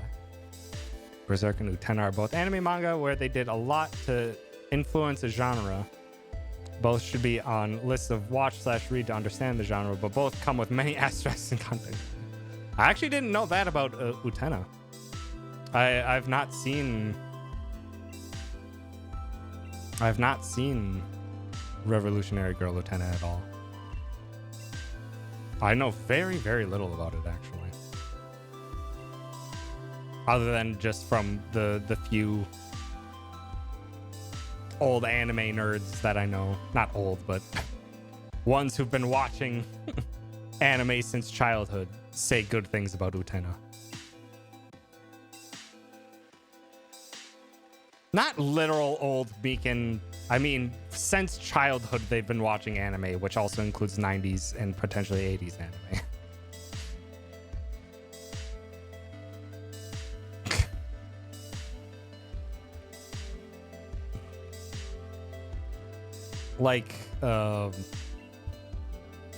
Also another one that's just like as a piece to watch to understand a lot of what came from anime in the years that come. It is also important to watch Neon Genesis Evangelion, even if I personally had a lot of problems with it, but like you watch that and a lot of other anime from the point that show came out is just like, oh, you see a lot of the influence that it's had over the years.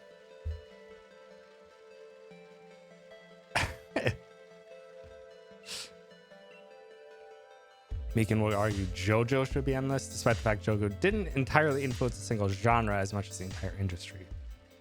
Really? I don't know how old the JoJo is. I'm also probably never going to get around to watching JoJo.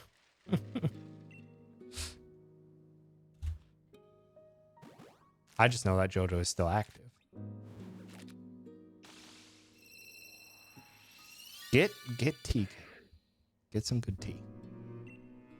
It's 89? God damn, I didn't know JoJo was that old.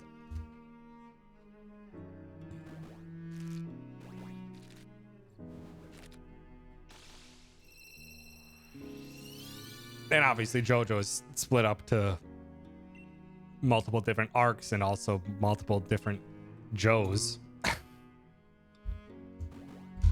But still, goddamn.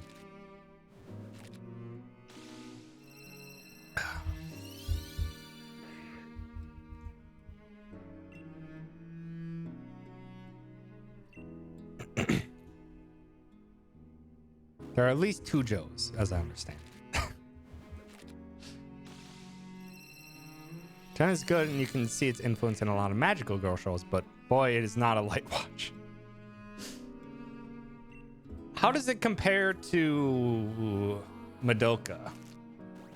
Is it darker than Madoka?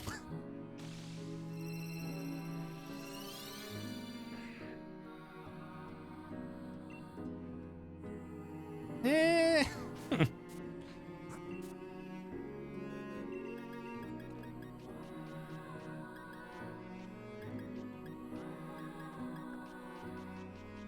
Doesn't think it's a fair comparison. Also, maybe that too.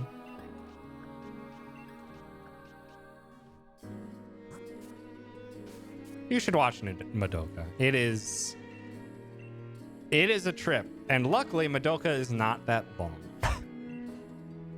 I believe Madoka Magica is only 12 episodes or 3 movies.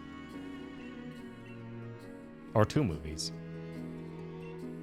I don't remember. I don't know the most detailed other than my last viewing of it, which included a movie. 3 movies. Gotcha. 1 recap, then 2 continuations. Gotcha. Doesn't think Utena is darker as much, she would say more symbolic. Ah.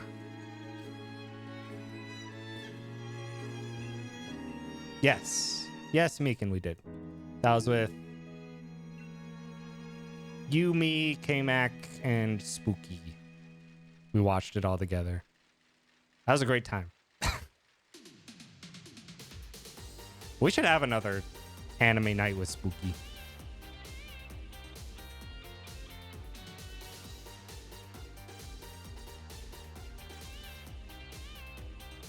Or just have more anime nights. They forgot what was going. Yes. Oh yeah, Grim too. Yeah. How did I not say Grim? That's my bad.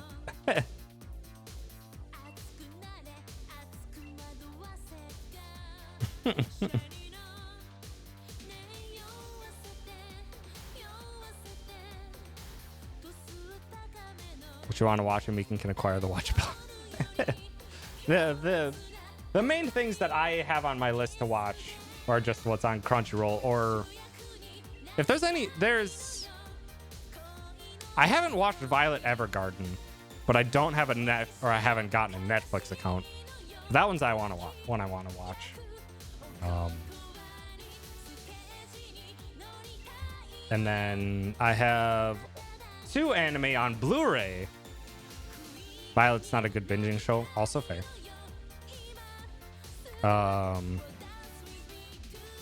But also I have the Blu-rays because of the sale that Meekin screamed about at one point.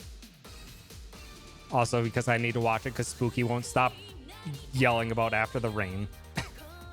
And also Made in Abyss because I've heard grand things about it and sounds like it's absolutely up my alley. But I still haven't watched Made in Abyss.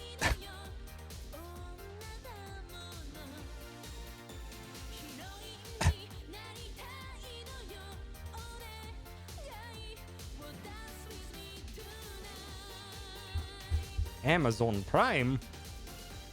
You talking about Prime Gaming? You can watch it on Twitch because if I had Amazon Prime, I could. I don't have Amazon Prime. Myths are as old as One Piece, technically a few months older. Not compared to the manga.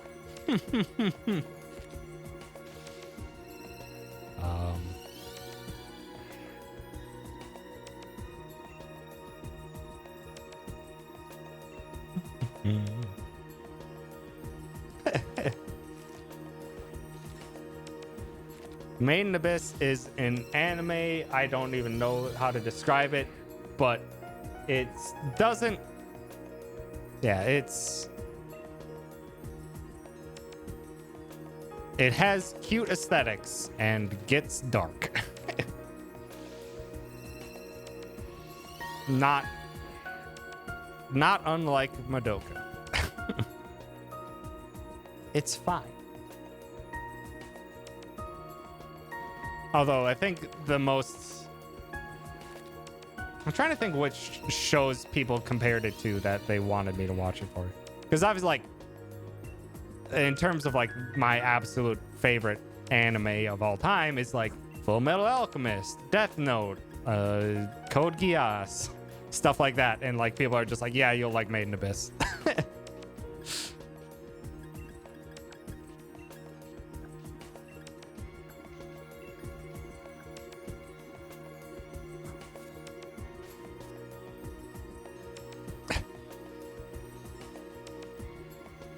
I like meme shows. Are those meme shows? I am not a part of the deeper anime communities. I started watching anime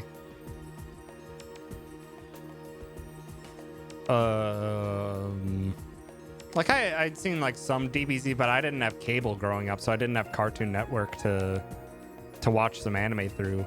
My only exposure to anime was like Pokemon and Yu-Gi-Oh! And Cardcaptor Sakura. All the WB for kids dubs of everything, which are a fucking trip to look back on.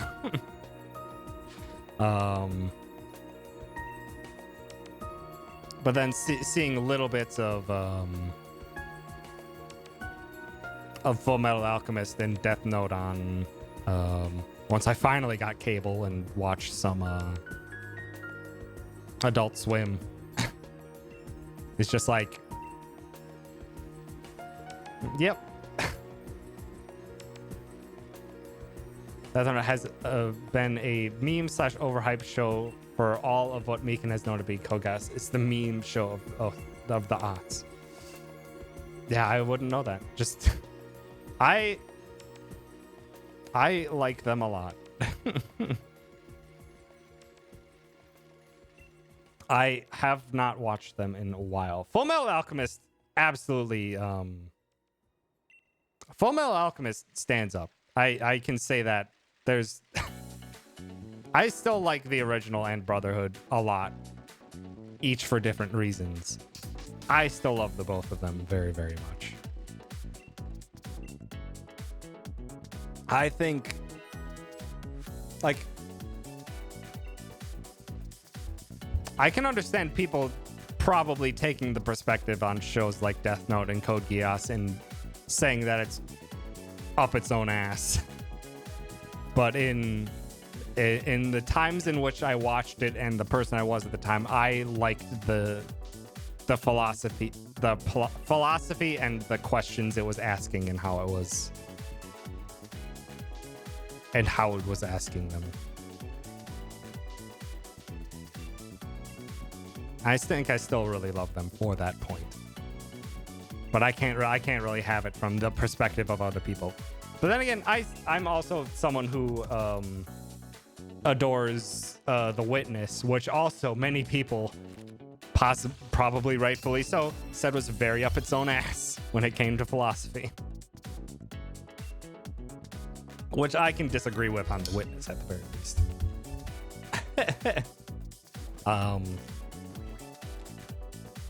Because The Witness has a lot of like quite blatant like philosophy lectures as just like notes that you can find and listen to at points in time. But it's all building up philosophy and trying to think of things from different perspectives, because that's what quite literally you're doing for the puzzles.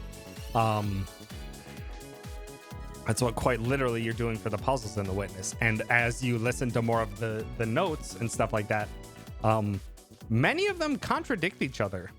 Some of the philosophy lectures and stuff that you listen to, they're contradictory. And it's fascinating. I loved thinking through that stuff. I haven't played a game or watched an anime like that in a while. Isn't the point of Death Note that multiple characters are up their own ass? Yeah. Kinda.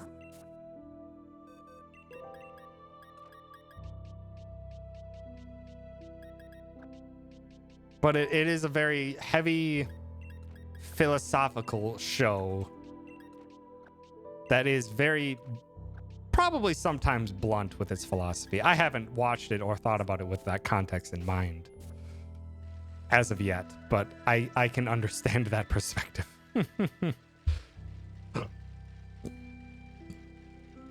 Isn't the creator complete asshat for what? For Death Note or Code Geass, or was that the same creator?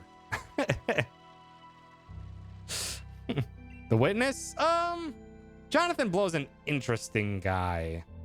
I'm not sure if he's an asshole. He seems to be full of himself, but he does have a lot of interesting thoughts and perspectives. I don't know the most about him. But from the lectures and interviews, I'm just like, I could see people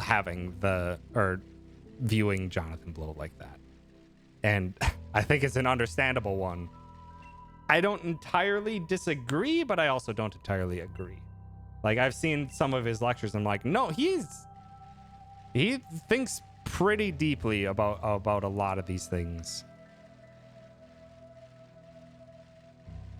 And I'm not sure he's as full of himself as people think he is. But then again, my last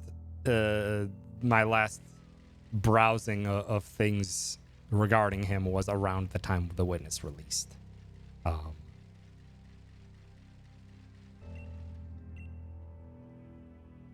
Which, Jesus Christ, The Witness released like 7 years ago now. Jesus, that was like 2015, wasn't it? Oh my God, how much... That's happened so long ago.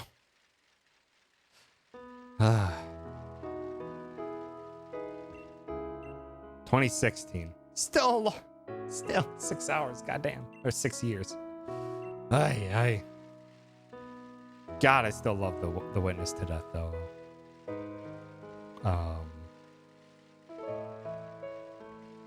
I could never really get into basically the majority of Trigger shows. Could not get into Gurren Lagann, couldn't get into Kill la Kill. Very stylish and wild, but I just couldn't get into it whenever I tried. Also, back on the Death Note train. God, what's the name of the anime that from that creator that's airing now or is like just got done airing? I watched like 5 episodes of it. It's not good. It's not good. Platinum's End. It's not good. It's not good at all.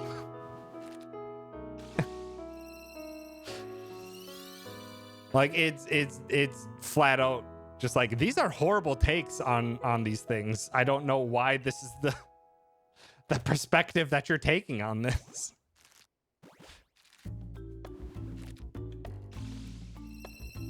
Like, yeah, it's not good.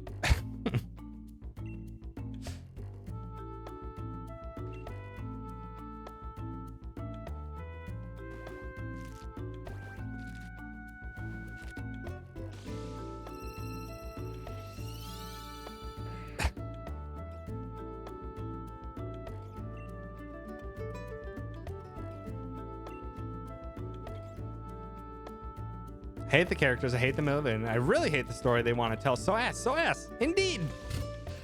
I watched like 5 episodes. I'm just like, this is bad. All of this is bad. And then I didn't watch, but I looked up like some of the descriptions of what happens in the later episodes. I'm like, this is still really bad. Like, what the fuck? Like, it's not like bad as in just like it's poorly constructed. It takes like the wrong takes on everything. Like it has a terrible standpoint on suicide. It has a terrible standpoint on many other factors, it's just like it's just so many bad takes. I'm like, what the fuck?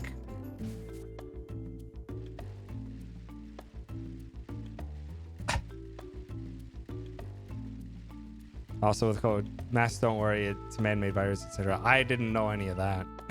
Like I said, unfortunately, I never read up on anything regarding Jonathan Blow outside of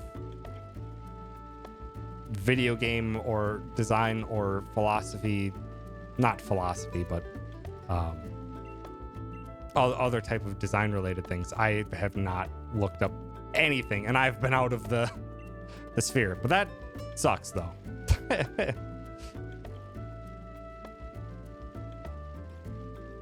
No, it's better to learn those things, and also why I basically never have heroes.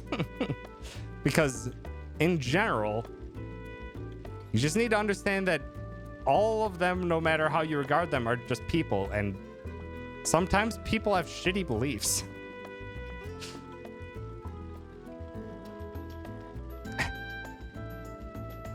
And it is on a case basis of how you can, if they're creators, how much you can take in those things and separate them mayhaps from the work that's been created. Because separating the art from the artist is sometimes possible, but it is also sometimes very much not possible,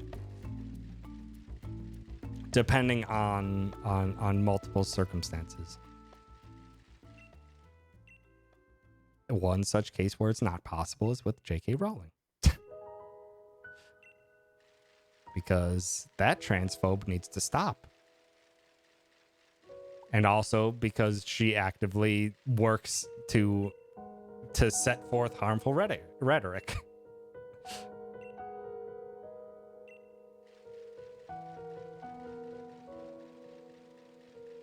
So you, unfortunately, in that case, nope. Not really applicable to separate the art from the artist there.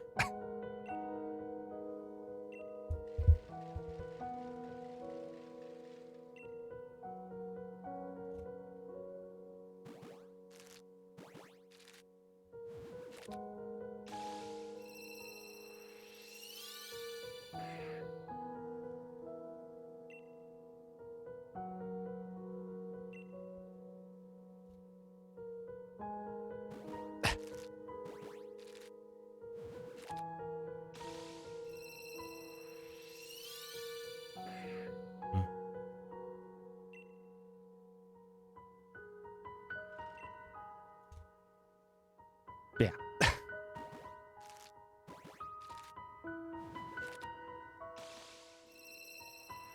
I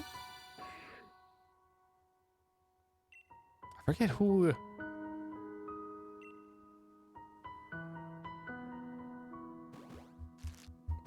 I lost my train of thought.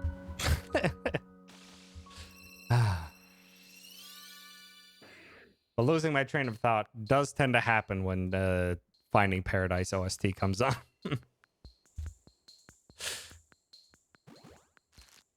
Because, yeah, that name of that title always hits home. Of the last track that was on. And for those who weren't looking at the player, that was the song Born a Stranger from Finding Paradise. And it hits. It hit home. Always hits home. But many things in Finding Paradise hit at home. It's a fantastic game.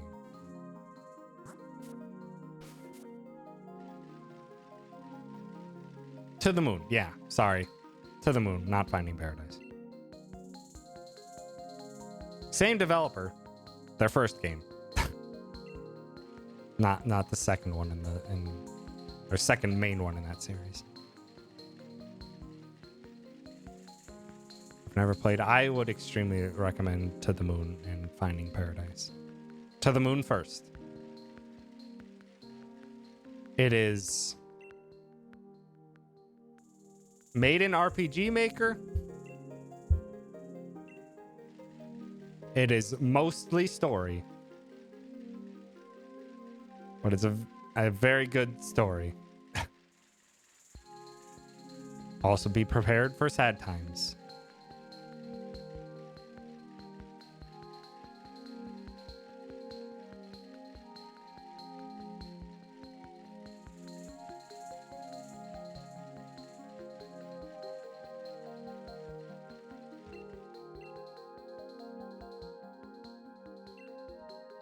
Being Space Brothers?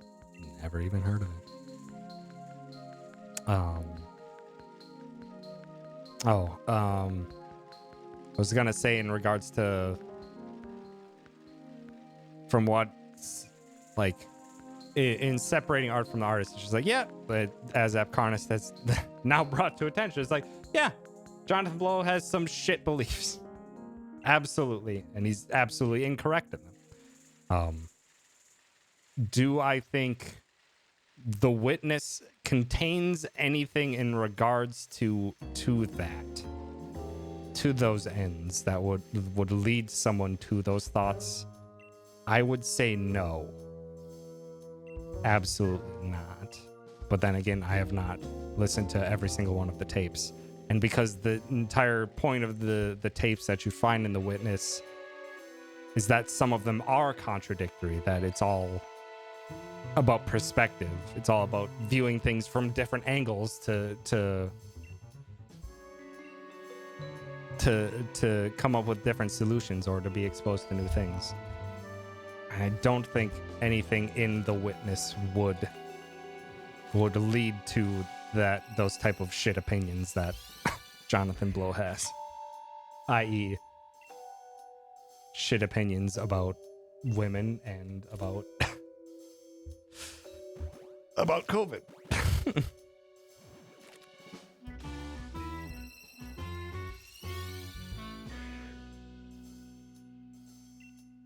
Putt goes to the moon. That's the real game, Caddy. It's Putt.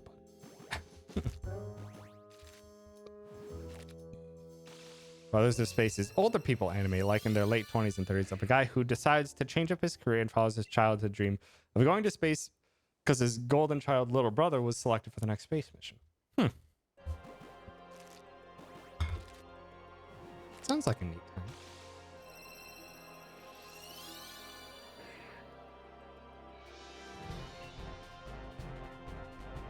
God, this song's good.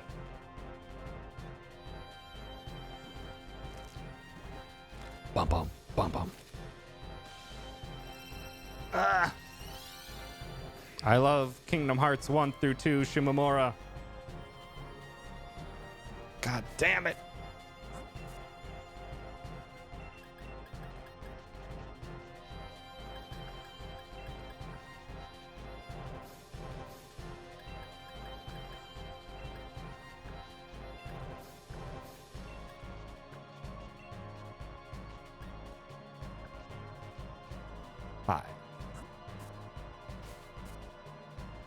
One of the best in Mikan's opinion. Female Seiyu is one of the main side characters, so she is heavily in love with this series because it's prime Sawashiro time.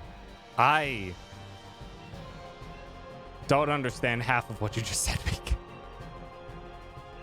I am not familiar with Seiyu. I'm also not familiar with Sawashiro, other than the Sawashiro from Yakuza Like a Dragon. Get on Mikan's level. I can't retroactively add all the anime back into my life from childhood, unfortunately. So is a voice actor.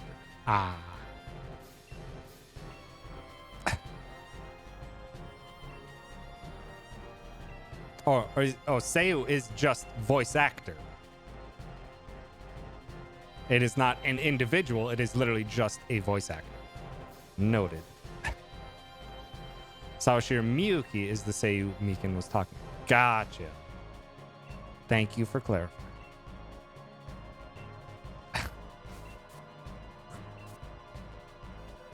I've grown to learn many Japanese terms and stuff over the years. Nowhere near all of them. I know what Daijobu means. I know what Yamero means. Keikaku.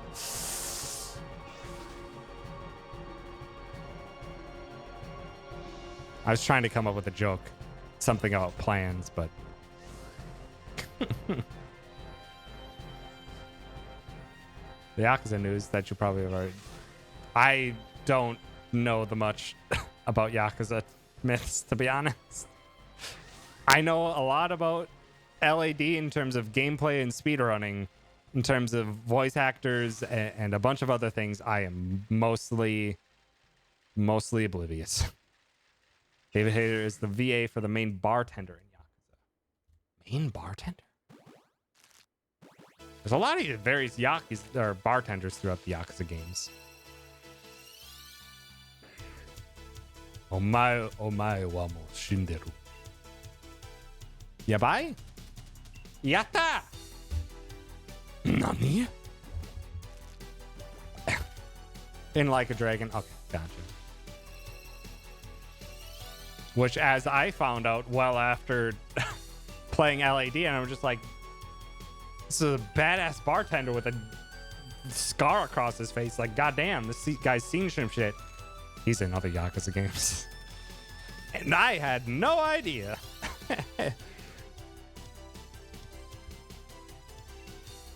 Itadakimasu. I know that one. Which gets localized into many different things, but kind of just generally is kind of thank you for the meal or or something along those lines. He's like Dad 2 in Yakuza 0. Yeah, didn't know. I watched that man die and then he pops up in LAD. How was it seeing... I didn't even know that Jungi Han was a primary character in Yakuza 6. But then Jungi Han just shows up in LAD as well. But that one, he's a body double. That one has some semblance of logic. And not just bringing someone back from the dead. Oh my. Tasty. Oh my. Yeah, Jungi-an was a big part of Yakuza 6. Again, I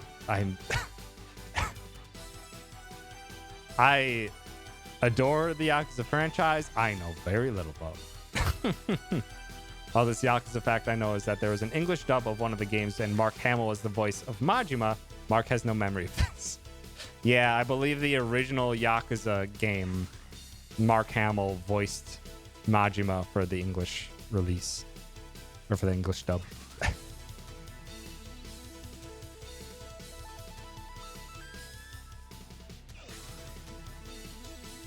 But now that I've seen a full playthrough of Yakuza 0, when someone finally pointed out to me that Ichi's voice actor is Nishiki's voice actor from Yakuza 0, I was like, as soon as they said that, I'm just like, God damn it, it is. Son of a bitch, that guy has range. But you can tell once you know, but goddamn, I did not.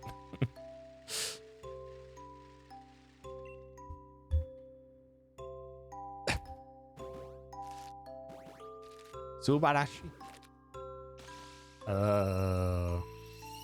Honto desu ka? Ohayo gozaimasu.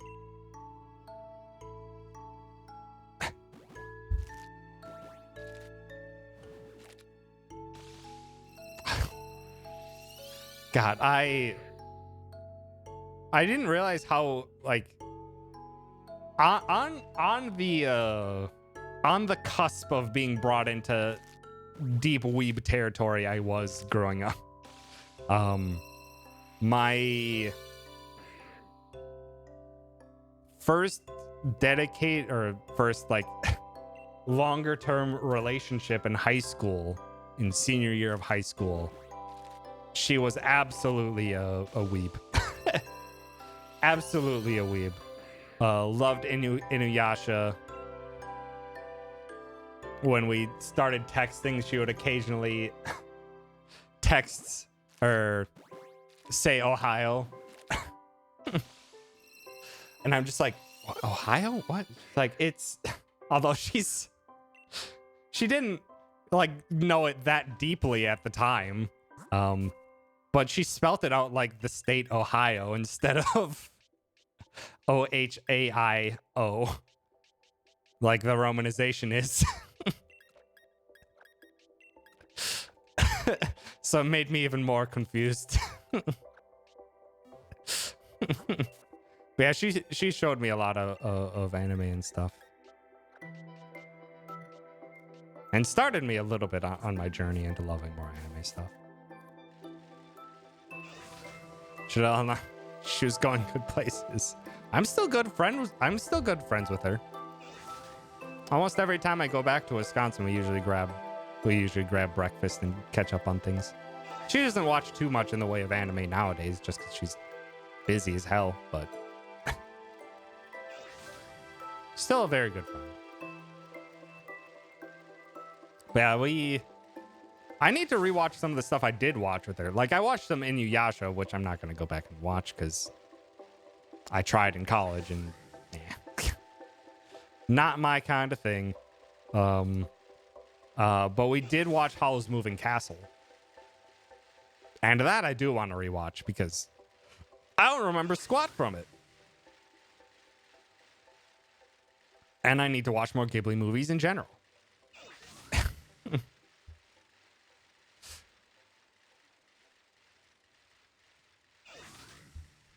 Inuyasha was the gateway drug for many a young girl. Oh yeah, she was also she didn't pursue it into like college or anything like that. She was a fanfic writer as well.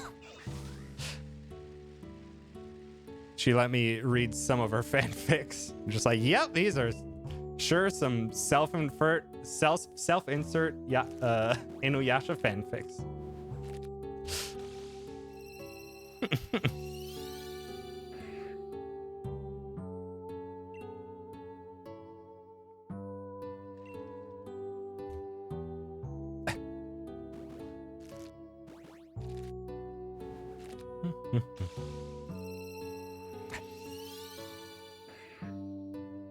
Probably be big if we didn't watch as many live streams.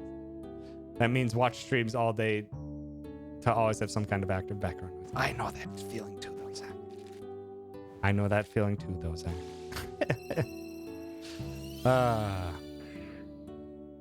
I have a hard time doing any singular task.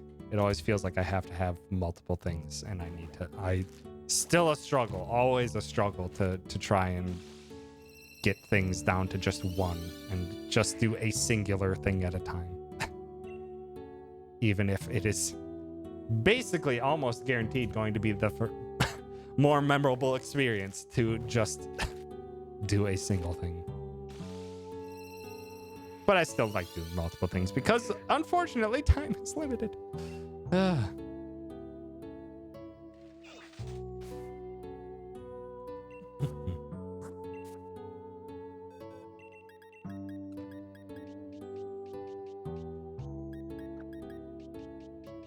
Also, in terms of what Ghibli movies I want to watch, and the answer is probably the majority of them. Which ones have I seen? Like I said, I've technically seen Howl's Moving Castle, but I couldn't tell you anything about it, about what happens in it. And I own Princess Mononoke.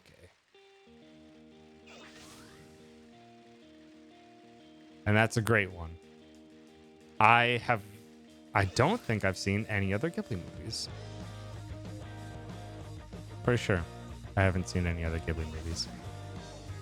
We can do a Ghibli night. Ethan. Also, this is not Sight the Pedals.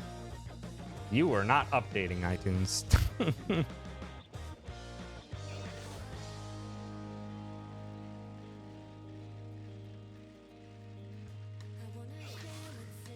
Kiki's Delivery Service, My Neighbor Totoro. I have heard. I've heard majority of great things about almost all of Ghibli's films. I just haven't seen any.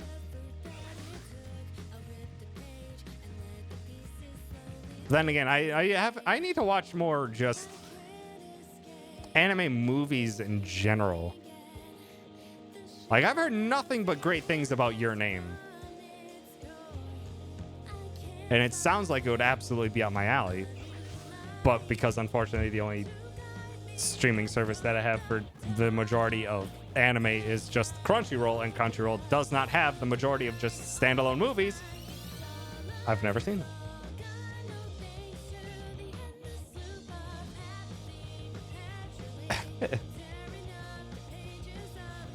Listen, I have the DVD.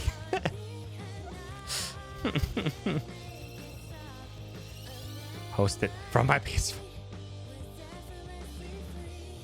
It plays it.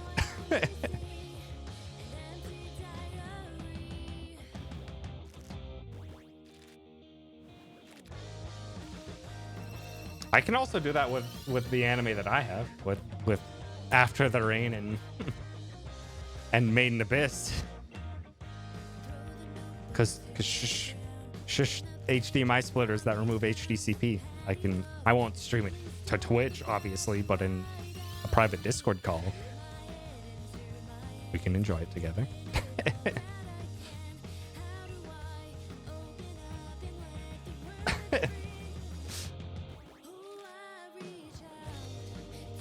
And if any of y'all want to do any of this, you can literally just ping me on Discord.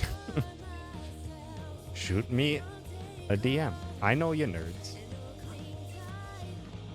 Well, obviously for the ones that I know.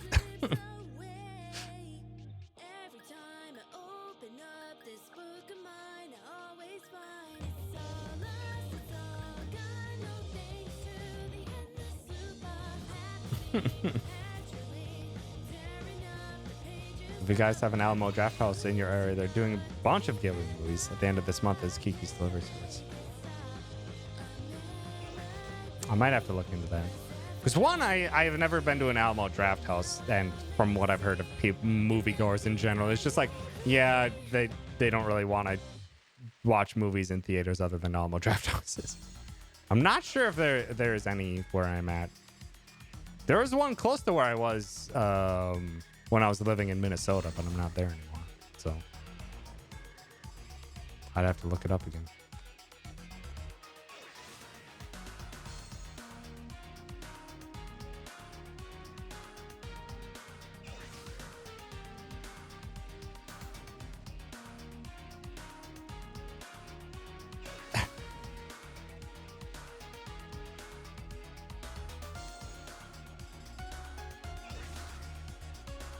Oh, I'm assuming Myths, you've been to there a few times if you're close enough to the one that, at the very least, when I was a big fan of Rooster Teeth, everyone is screaming their heads about going to Alamo Draft House constantly.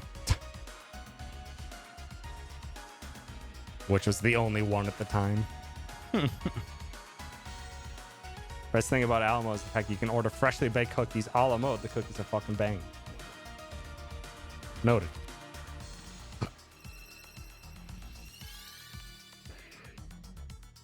DVDs of Paprika, which I remember being trippy a little. Wolf Children is wonderful and makes me cry. Silent Voice hit me hard, and you're.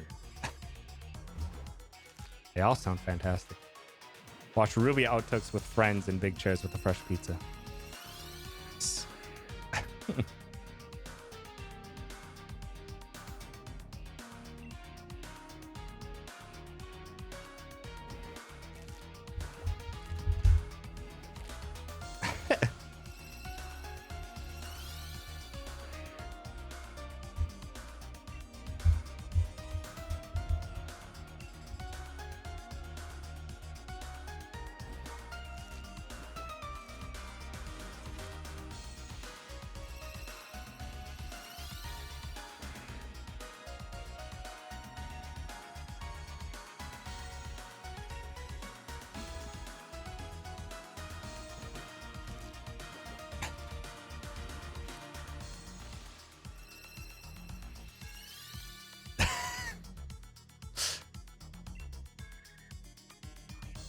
Juice and Meekin need to get together for anime talks. I think you would have much to talk about.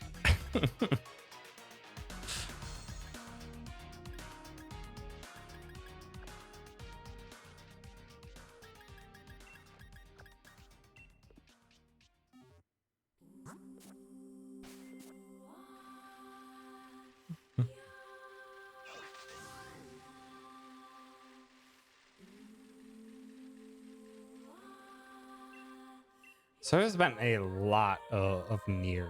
We'll see which ones get flagged on YouTube and which ones don't. The downside of having this... Jesus, how long is this playlist now? 2,559 songs playlist of video game OSTs is some of them become copyright flagged over the years. Nier is one of them. Some of the Nier tracks don't get flagged. Some of them do. And some of them get flagged later on. So we're going to find out. And I'll just change my playlist as it comes, as I always do. Nier music is phenomenal. Keiichi Okabe does fantastic work. And, damn it, I can't remember her name. The main vocalist and the not backup singer, but like the secondary singer, just absolutely prime stuff.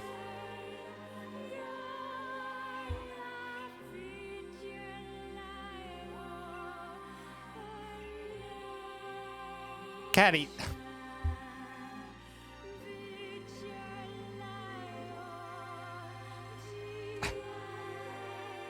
Don't put your Steam code on a stream. Use a Discord. I can't.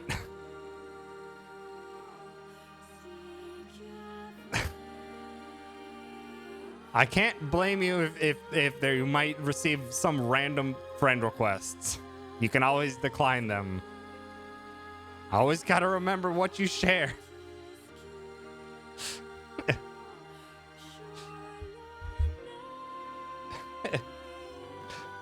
I'm sure the majority of people here are all cool and won't randomly send friend requests to something they see. But it's better to be safe on.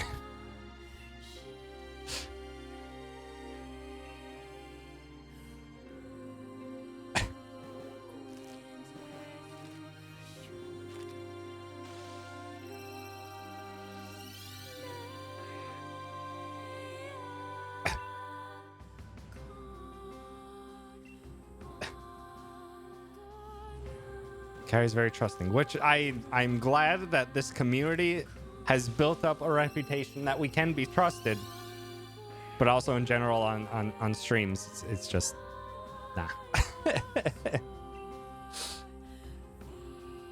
Nah, there's Discord places where you can send that, or it's not going to be spread to whoever may be randomly here. Also, Caddy, it's probably like 4 in the fucking morning for you. Why aren't you in bed? How late is it in the Netherlands right now?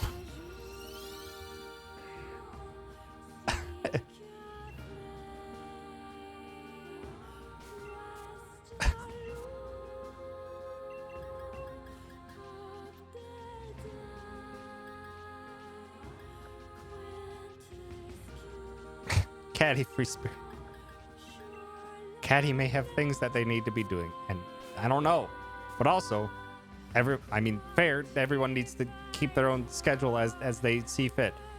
But also still. I want people to get good amounts of sleep so that they can stay healthy. What happens when that message pops up in the VOD? It'll be there for a little bit. If someone pays attention to the VOD, I guess they can grab it, but...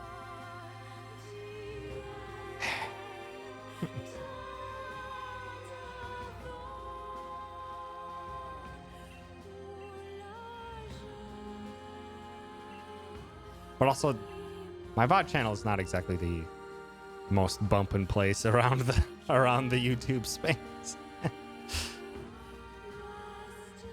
I think the most viewed any singular one of my VODs is on YouTube is maybe like 50. And I think weirdly enough, it was Rhythm Doctor. Which I mean is also fair because Rhythm Doctor's dope.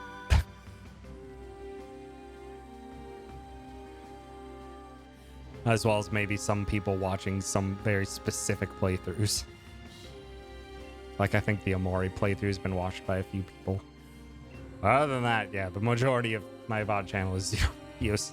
I'm not too worried about it. Get good sleep. Do best to keep yourself healthy.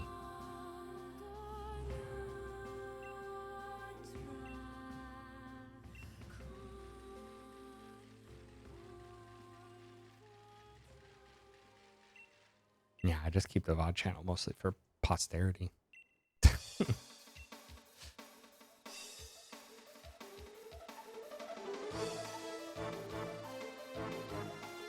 Oh shit. This is not the ultimate weapon. Why are you not updating sometimes iTunes? Got some Mega Man Legends. Capcom, give us Mega Man Legends 3. It's never gonna happen. It's never gonna happen. As much as I want it so badly, it's never gonna happen. Capcom has completely forgotten about Legends. It is only up to the weird people who, like me, who know Mega Man Legends, trying to keep the dream alive. And weirdly enough, like the people at Fangamer, I'm gonna grab them.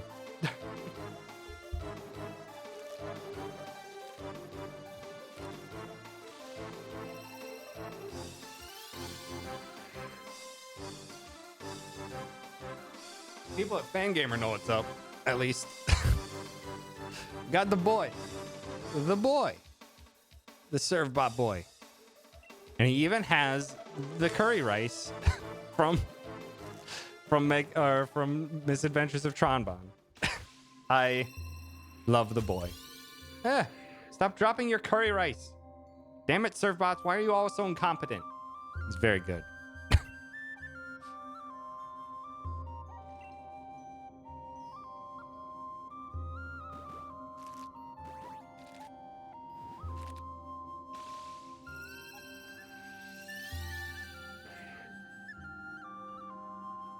Also, hopefully with the announcement of those Klonoa remasters, Fangamer might get some Klonoa more merch. I think they actually have some already. But I don't know Klonoa. I've never played any of the games, but Klonoa's design is very cute.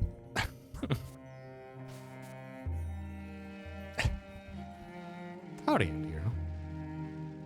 Thanks for stopping by. But then again, I have some merch from franchises I've never played just because of Fangamer. It's like one of the few shops or merch sellers where I'm just like, I'm always interested in what new shit they're selling. Also, if you haven't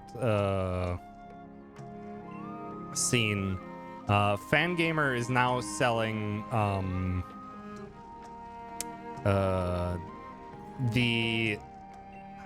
they're not magazines, they're books of articles, but they're selling A Profound Waste of Time volumes 1 and 2, and those are essentially just interviews and stories from indie developers with fantastic art and stuff in them. They're beautiful and lovely, and I'm already been running back and forth from the bookshelf over and over, but I can show off some of them too.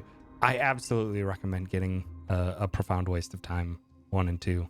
They are fantastically composed and put together books, and the interviews and stories in them are great. I'll grab them when the next dragon children hatch.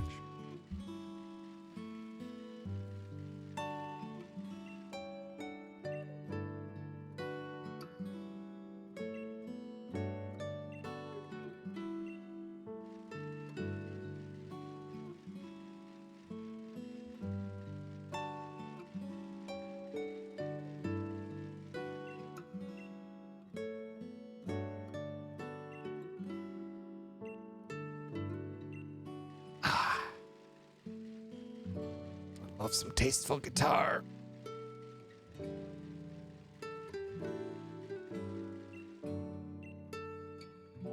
Shoot, after this song, I'm going to have to listen to something that's not on this playlist.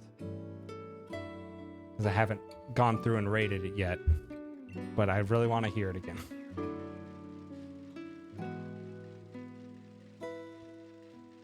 Because then we'll go back to the playlist, but...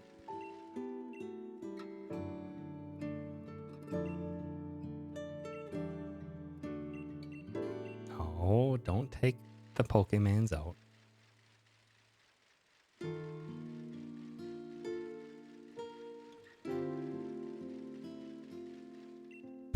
All right.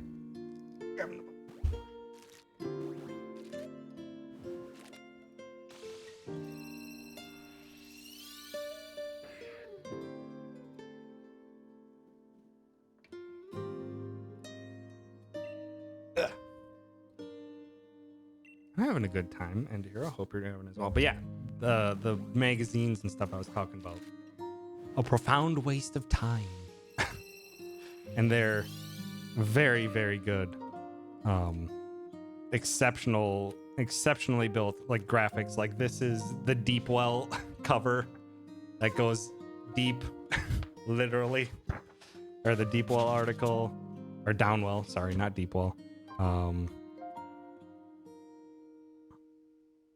The thing on Life is Strange. Like it's all very incredibly well composed and drawn and structured. It's fantastic. I cannot recommend A Profound Waste of Time enough. And then the second one has an interview with Keita Takahashi, the main mind behind Katamari Damacy and all those other strange ones. As well as an interview or story behind like HAL Labs. It's fantastic and cannot stress how great it is.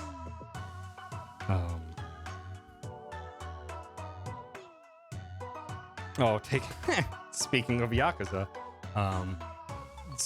even took some lovely photos of here's the game and here's the actual stinking place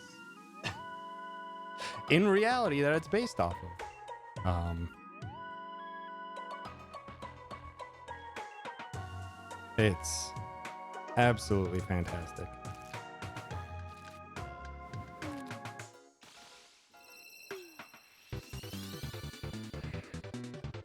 Just great.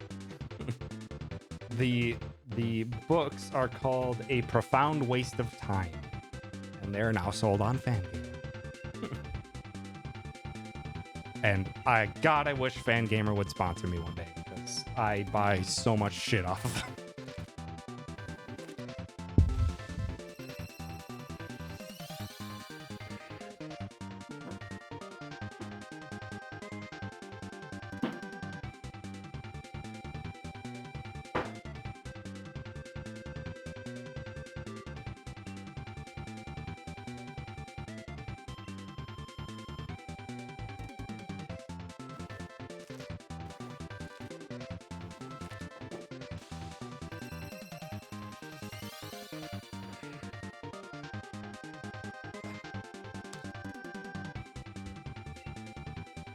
Ah, shoot. Kirby was playing. Yeah, initially the Profound Waste of Time volumes were Kickstarters. I'm not sure what they're potentially going to be doing for the next if they do make another. Also, this is the song I wanted to listen to. It's from Tunic.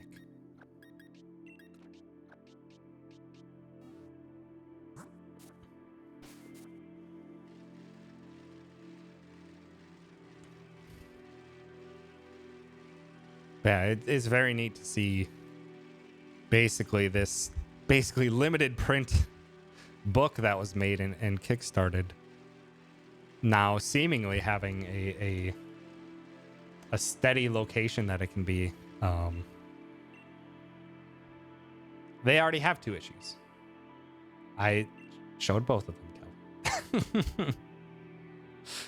Yeah, they have 2 right now.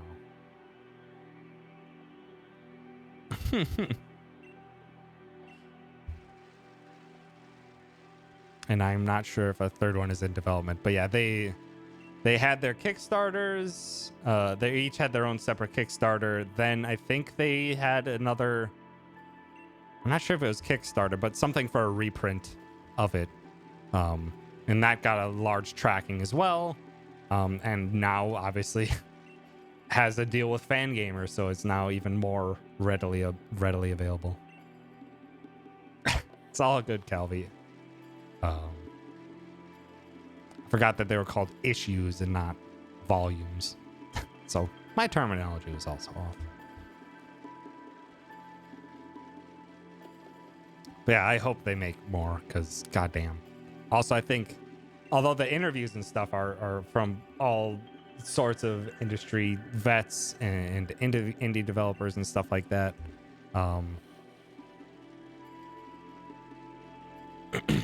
I believe most of the composition and framing of everything like is done by like mostly one person.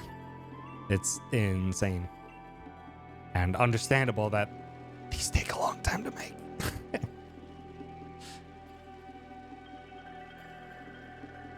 Obviously, they hire different artists and different people to do lots of other stuff, but the majority of the planning and stuff like that is just one person.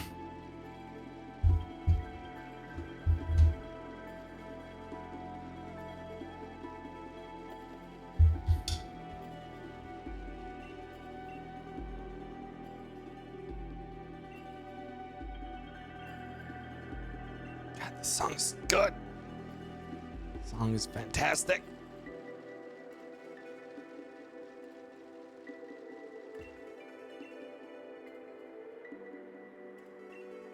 Reprint just happened, so I imagine issue 3 will be quite a ways away. Yeah, for sure. I think issue 2 was only last year, too, that it came out. Fairly certain. Like middle of last year. So yeah, it'll be a while.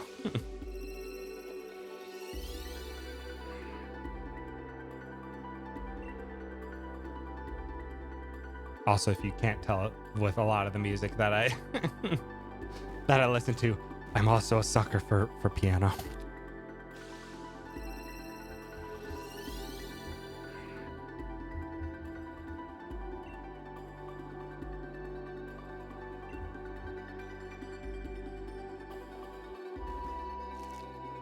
God, this song gives me so much the forest from Chrono Trigger vibes. And I love it.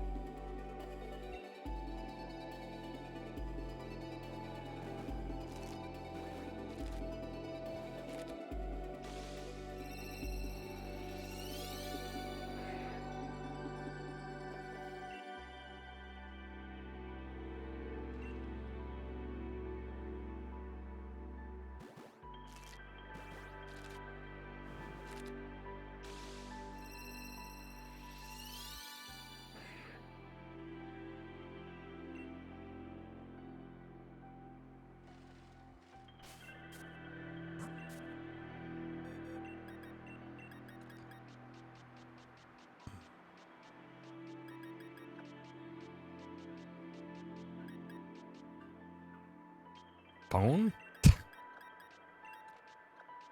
Phone, don't yell at me so many times.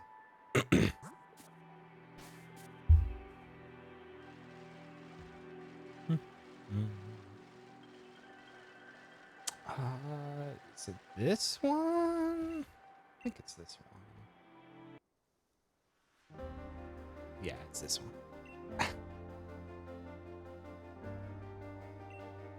Back to the regular playlist. Because I also love the piano in this one too.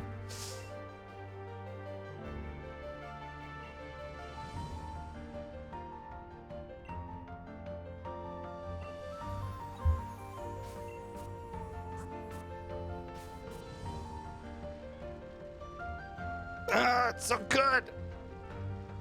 Ah, it's so good. And a home slow to you as well, Jameskin. The majority of my channel point rewards that are lower levels are literally just stupid ways to say hi. What's the order again? I forgot. They've been up since channel points were a thing. Oh, I can get started on my own channel points. Thanks. Thanks, chat. H high Hemlo, Homslo, Haumstevent, and a Hembliofstro.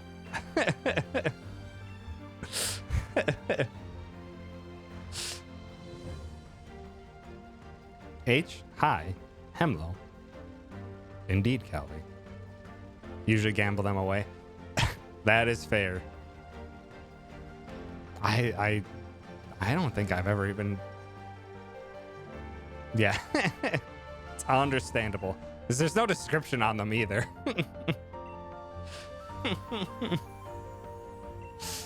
And a Hembliofstro to you as well, Juice. Like there's like very few tangible channel point rewards. There's the ones, there's the stretch and the hydrate to just make me take care of myself better, which is it's great. Just be like, yes, good. Thank you for reminding me to stretch and to get some water. And then the other tangible ones are the Pet Riza, where I bring the pupper on stream. And then the Shiny Hunt.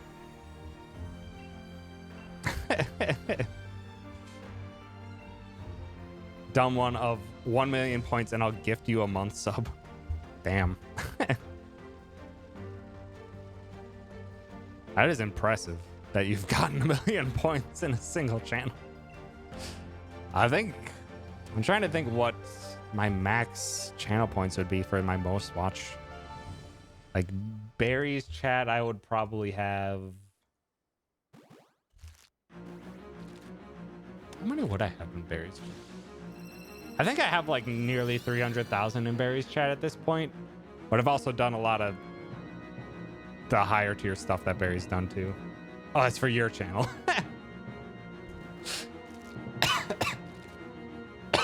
I thought you meant you watched someone enough to get 1 million points and you got a sub out of it. I'm like, damn. But also that's a good channel point reward. My tangible channel point one is the Shiny Hunt.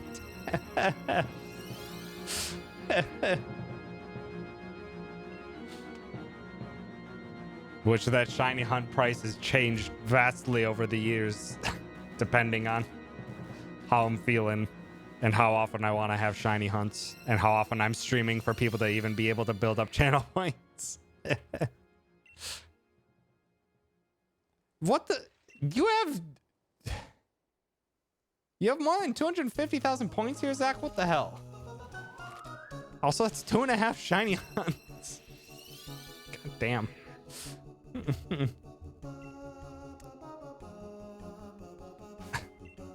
Gambled to 1 million on Fruit and then lost them all again gambling.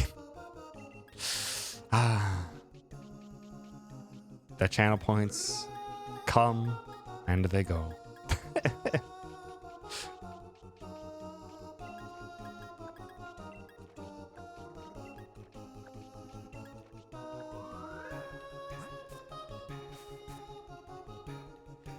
Sitting on a hefty 400,000 of this Apex streamer I watch every morning. Easier way to get shinies in this game other than just hope. This is the fastest way I have the shiny charm, which you get for completing the Pokedex in this game, which increases your odds. And then I'm also using the Masuda method, which involves you breeding Pokemon of 2 different regions. Not in-game Pokemon regions, I mean literal regions across the world. I have a German Ditto that I am breeding with my English Pokemon, and that vastly reduces vastly increases the shiny rate of egg hatching specifically. The other fastest way in this game is just the big dice roll of what Pokemon you get, but the Dynamax Adventures. Every Pokemon you catch in Dynamax Adventures has a 1 in 100 chance of being shiny, which is insanely good odds. I got, during the month or 2 that I did Dynamax Adventures a bit, I think I got like 3 or 4 shinies out of it. But yeah, the Masuda method that I'm using is 1 in 512.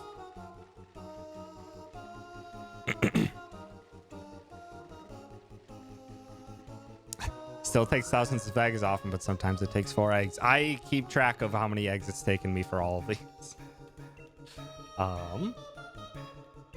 And my average, after all the shiny hunts I've done, which Jesus, at this point I've done like more than like 30. Is very near odds. So for all the shinies that I got on stream, which is 31, my average is 500 on the dot.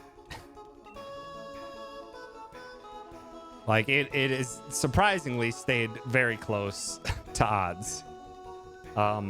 But in the middle of those, I had one stream where I got 4 shinies. That was obscene. I finished up a Stonjourner shiny hunt, then got Lapras in 45, got Litwick in 87, got Sobble in 144, got Honedge in 72, and then I got Golett in like 215. Just like never gonna have that good odds ever again. Never.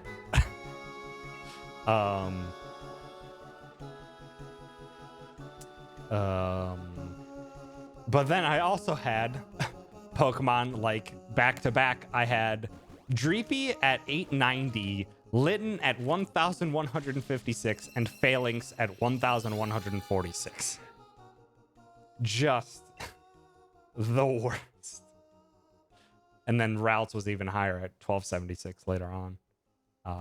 But my current worst is the one that I'm hunting on my own time for the Neighborhood Watch Elite Four next thing that will hopefully happen in maybe 2 months. And that one's at 1400 and still haven't gotten it. I'm so mad at it. So mad at that shiny.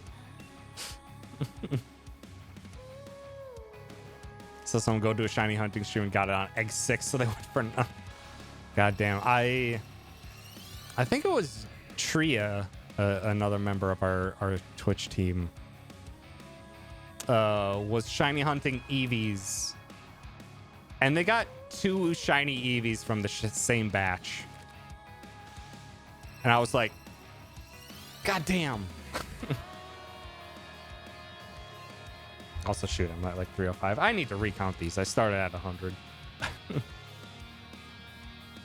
By law of large numbers, stuff is reverted back to standard. Yeah, pretty much. It's almost like the odds very much pan out to being the odds that they are over time.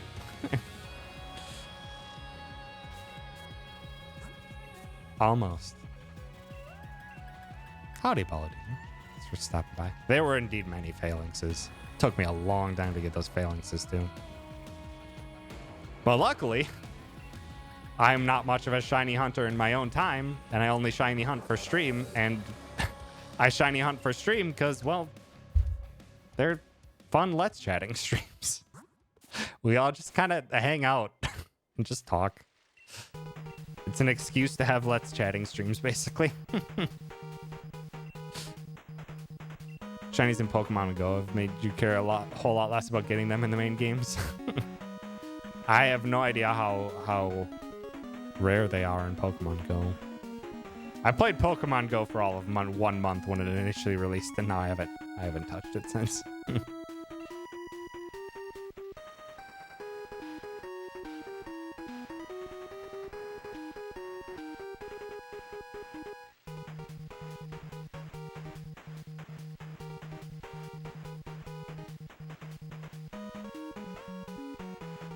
Competing self-imposed with trio to get a shiny routes.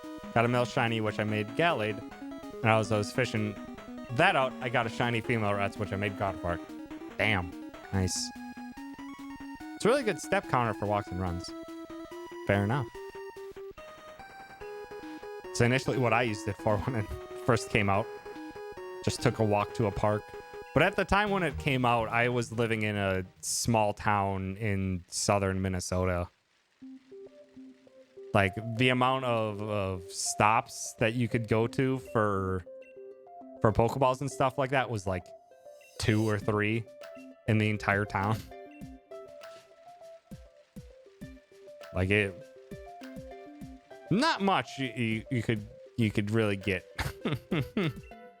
That would obviously be a very different case nowadays. with where I've been living since then. Living in Twin Cities and now in Raleigh, Durham.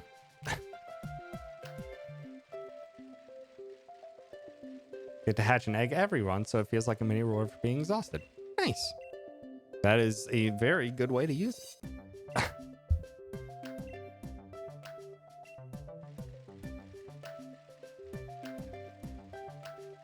I just have a literal dog to keep me going for walks.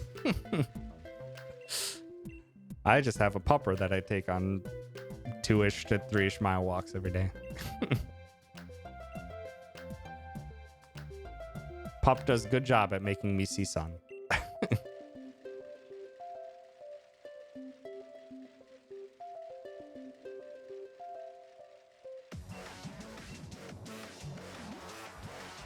God damn.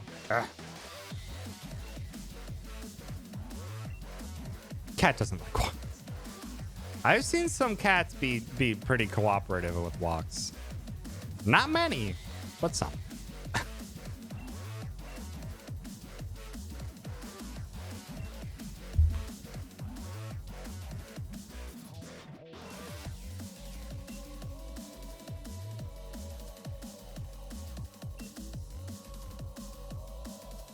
Peak's cat loves to be outside, so I think he'd like walks. Oh no! Gummy. Is it? It's Gummy, right? Not Gummy? I don't remember. It's Gummi. I don't remember how Peak pronounces it. Pronounced Gummy. Gotcha. Take Gummy for walks. Hit 10. Needs to go. Neighbor's cat loves walks and does them without a leash. It's pretty funny. Damn.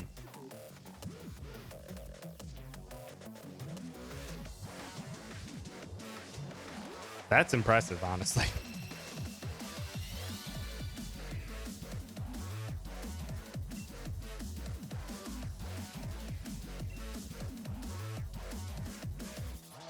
Every cat I've seen that like is good with walks would still absolutely just fucking go off if they were off leash.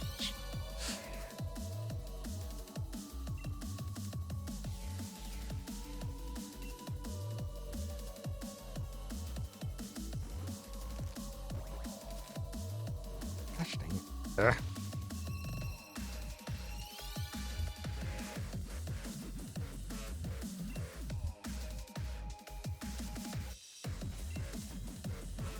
See, I have 210 Tyrants that I've gotten this stream so far. I think my count is off. I'm fairly certain my count is off. Oh, come on. Drop the eggs, controller. Also, God, like one thing that speedrunning has taught me is just, God, when a menu is nice and speedy and snappy, it's so fantastic. And this game is not that. 1, 2, 3, 4, 5, 6, 7. I am at 320, not 310. Because, like, man, playing, like, speedrunning LAD is, like, fantastic because the menus track all your inputs as you're doing them. So if you know where you're going, you don't have to see precisely what you're doing. You can just do the sequence of inputs and it'll all go through. Pokemon has large weights in the middle of everything. The amount of times I have to press A or press a singular button to try and get through to whatever the next step in the menu is so long. And it's so long because I'm an impatient, speedy boy.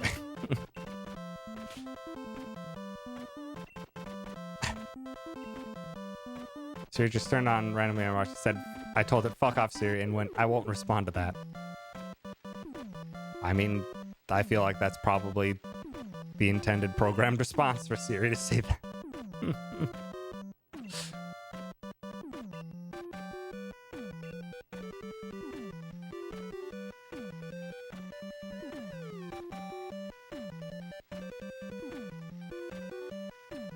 Or giving them a unique designation.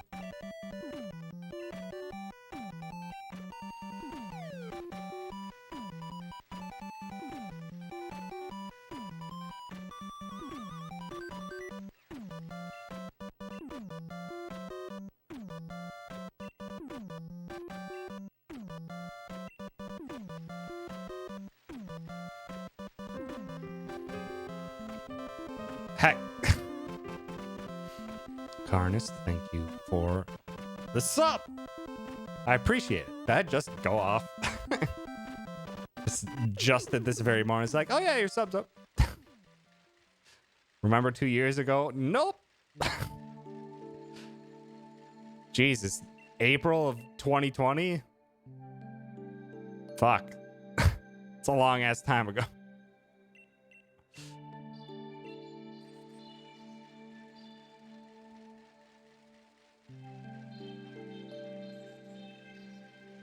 Did the stream notification censor fuck? I didn't even know that. It has been indeed a ride. That's for sure.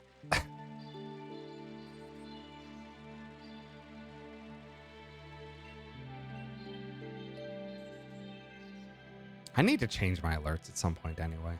Or not anyway, but in general. I've had it on my list of things to do for a long time. Just because it's the last thing remaining that I still have Streamlabs doing. And I wanted to get away from Streamlabs.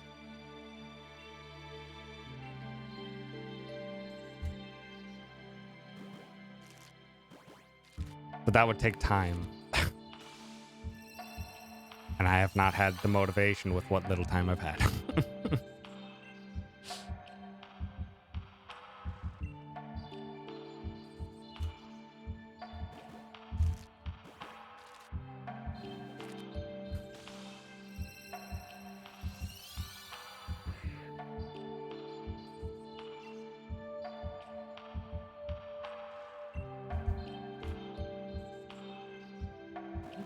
I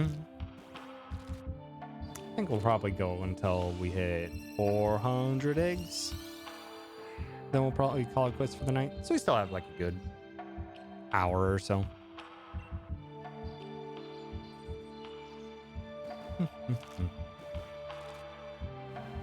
Hopefully we get this dang dino. I would love to see this dang shiny dino today. So I could get my shiny hunt queue down to 1 instead of it being 2. Because it'll probably be like another month or so before I do another shiny hunt.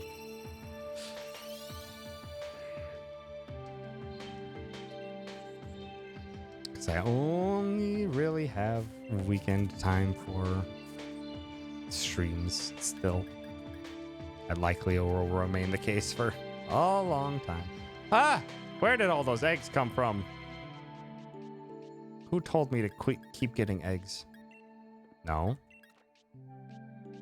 Drop the eggs, Pokemon. Drop. Oh.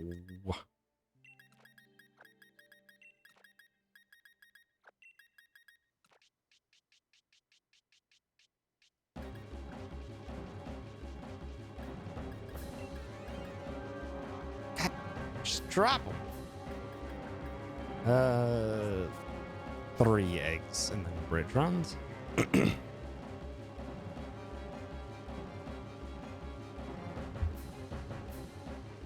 Not feeling this one. Oh, loving this one though. Love it when machine sound effects are worked into the song.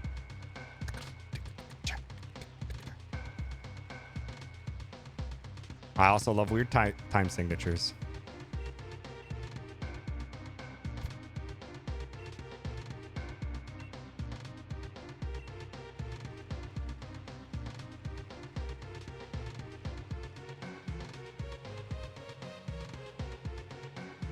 Forget what time signature this piece is in, but it's a strange one. It might be like 1316 or something like that.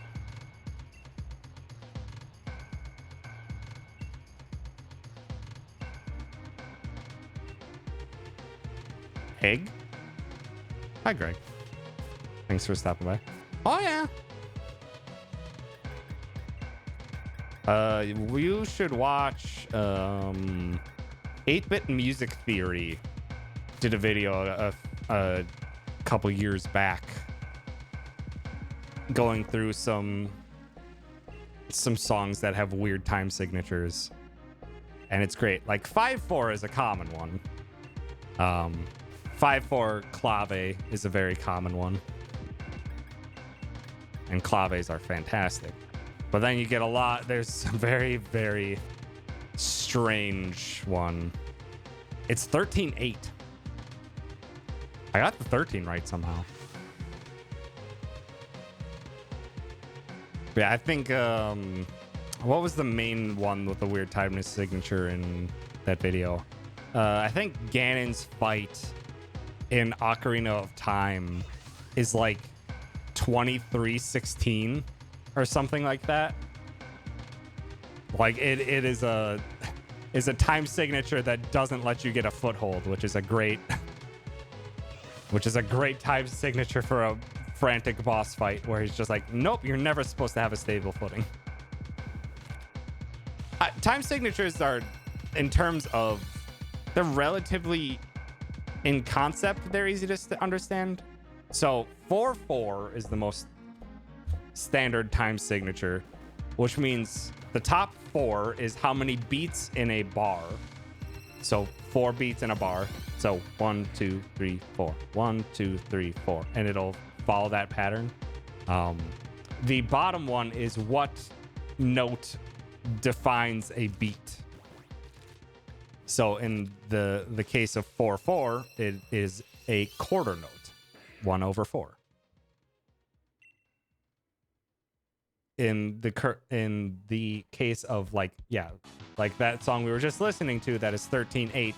That means each bar has 13 beats, and the note, the type of note that counts as a beat is an 8th note. Yeah, it's just, that's the simplest way of describing it. It matters most for notation and for flow. So reading the music is like the most important thing that that time signatures are for. But each of each time signature has kind of a feel to it. 4/4 is the most standard. It's a stable thing that has lots of good use for repetition and for like a lot of popular song formats. But then when you get to some more experimental stuff, you can get some wild feelings out of it. 5/4 is a very common one that feels great. Speaking of claves and Yoko Shimomura, we can listen to some 5/4. So this is a song in 5/4. Bum bum bum. So if you count out the beats, it's 1 2 3 4 5 1 2 3 4 5 1 2 3 4 5 1 2 3 4 5 1 2 3 4 5 1 2 3 4 5. And the way this is built on a 5/4 clave, which is a very specific rhythm, is God, I can't remember the name, but it's a quarter note, but it has the dot after it. I don't remember its notation. But it lasts 1.5 beats. So it's two beats that are 1.5 long, and then 2 that are 1 beat long. Bum bum bum bum bum bum bum bum bum bum bum bum bum bum bum bum bum. That's the clave.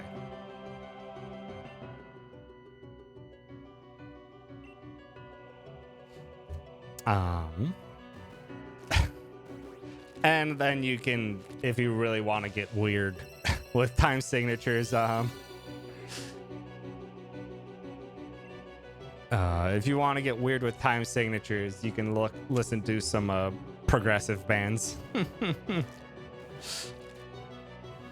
Progressive bands really love to mess with time signatures.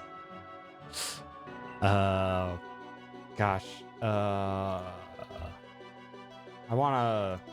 There's a very famous video from a documentary on Dream Theater or something.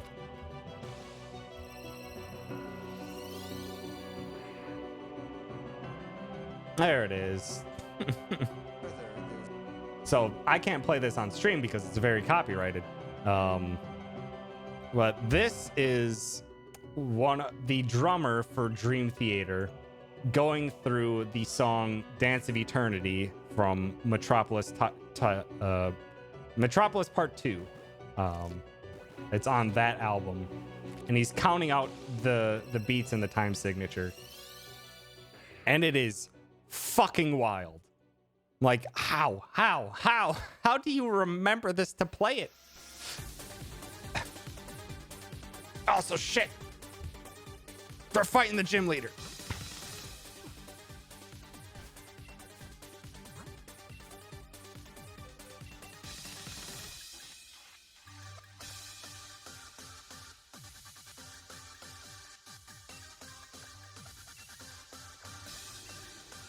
Which one? I'm gonna say Nessa, because Nessa's great.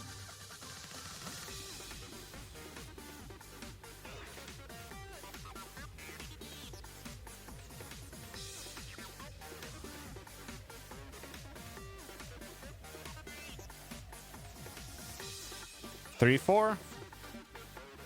1 2 3 4 1 2 3 4 1 2 3 4 1 2 3 4. No, this is 4/4.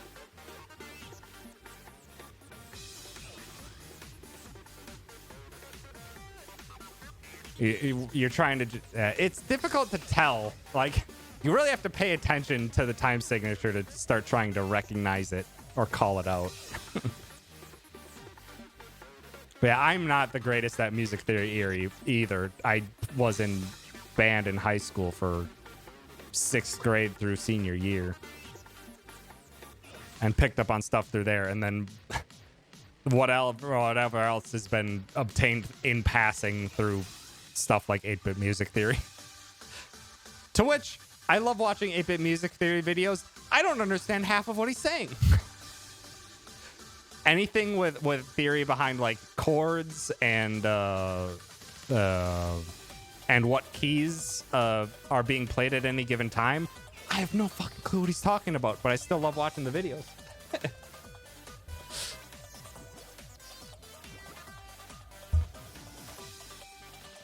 I think the D-Max chanting is in this one. I think.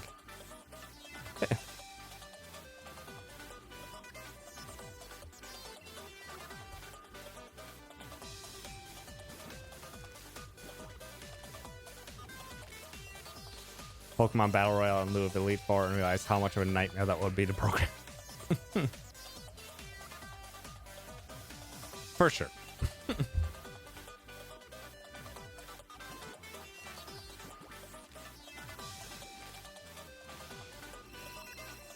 Yeah, I think if there's a time signature that's most common after 4-4, it is 3-4.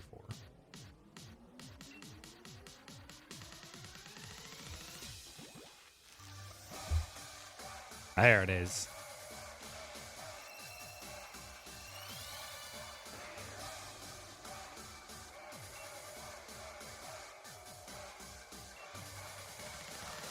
Large AoE, it's fine. MMOs somehow make large AoE skills work. I'm sure the Pokemon Company could figure it out. Looking at just how poorly the engine in Pokemon games runs already. It's like, no. They would need to bring in someone else.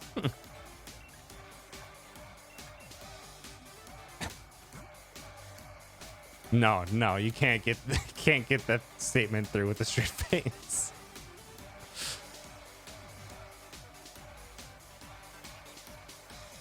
Still have a great time in these games. This engine is not great.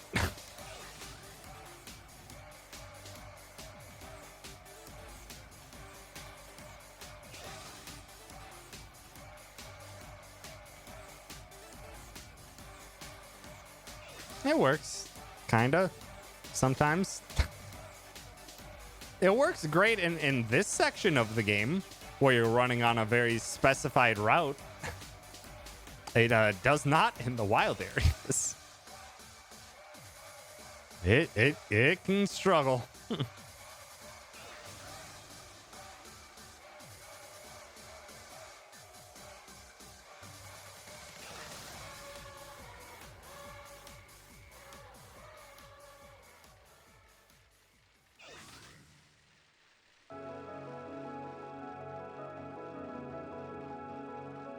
Oh, yes. Forgot that I added Silent Hill.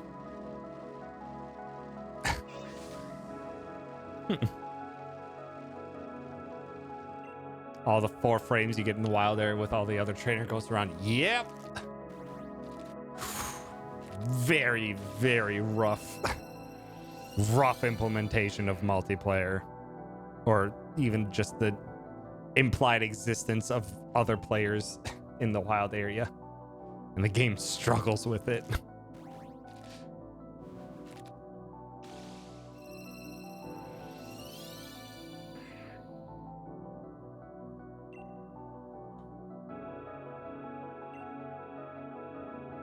Nope. I have to check my count again. The worst thing about it was, nope. Catching a Rotom and a Turtonator? Why?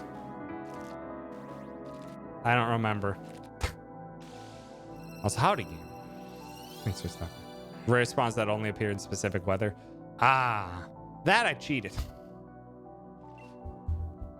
And by cheated, I mean I kept changing the day until it was different weather. So all I had to do was see it, and then it told me what weather condition it was, and then I just kept changing the day to get the right weather condition.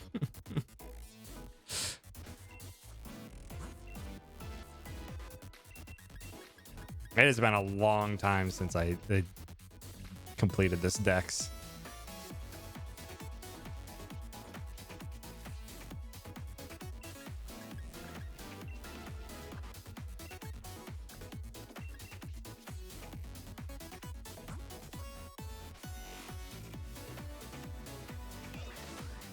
God damn it, Jake Kaufman. Makes such good songs.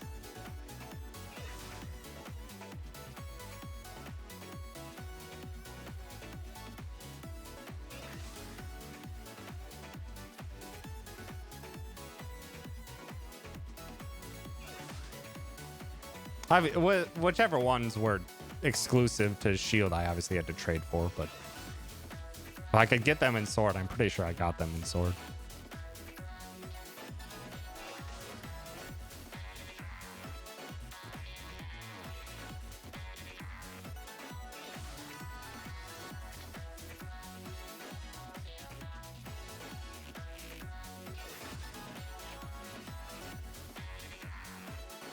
Man,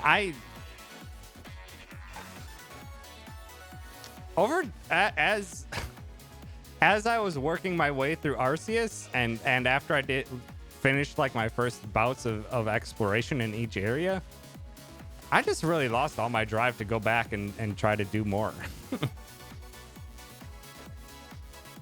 It also didn't help that the end game of the end game and the post game of Arceus were dragging. Did not enjoy those times. I wanted to just keep exploring and I wanted to get the freaking end game out of the way. And then the end game just kept going.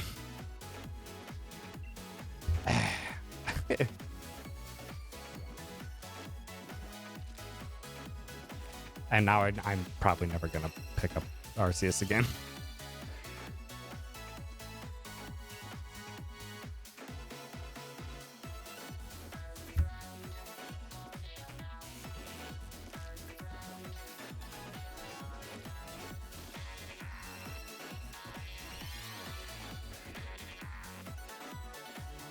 Which yeah, I had a great time with Arceus, just exploring, seeing what Pokemon I would find, doing some of the Pokedex entries, and like treating it like a research project. And then just like as the story started to try and take more precedence, I'm just like, I don't care about the story. I literally don't care about what's happening here. I don't care about this time rift or anything. It's all gonna get resolved somehow anyway in a very just convoluted and silly way. I just want to keep finding Pokemon.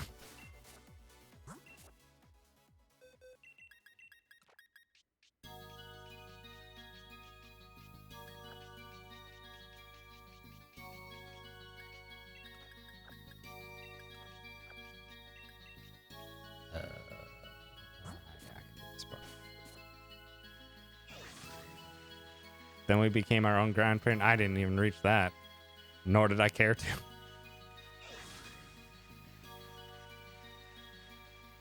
That would require you to, I don't know if see, but at the very least get Pokedex entries for everything. And I did not. And by the time that I got to that point, Elden Ring came out. And then Elden Ring was my life for a month. And then I played Tunic, and that was my life for a week. And then I just today started a second playthrough of Elden Ring. Instead of playing through all the other games that I want to play through and games that I have the soundtracks for that I need to play so I can finally sort through those soundtracks because I don't want to spoil the game OST without the game. Not enough time. Never enough time.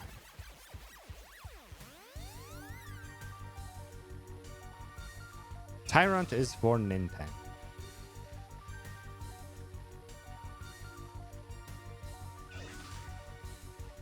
And then we have a Pichu in the banks, which I think is for Queen, if I remember correctly. I would have to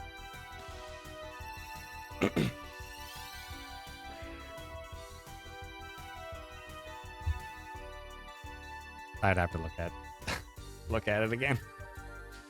It has been a couple months since I last shiny hunt. Although Queen, that one was in the queue probably since the beginning of the year, if not like December.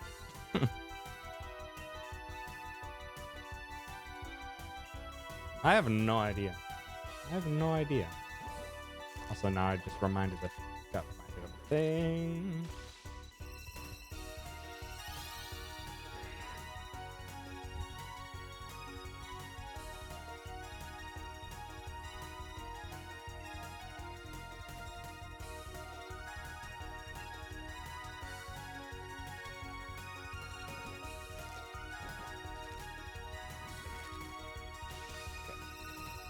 I had a thought for a build while I was on my walk, and I didn't remember to put it in until now. So that's good.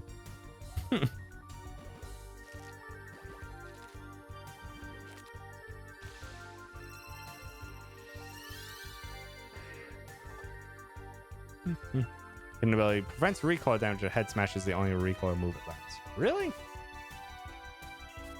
I'm trying to think if that's like what is it? I forget what Steelix can have. Steelix has something. No, I think Steelix has an ability that is removing secondary effects from a move. To make it stronger. I can't remember if that was ever going to be a thought process for a competitive Steelix or not. Sheer Force? I think so.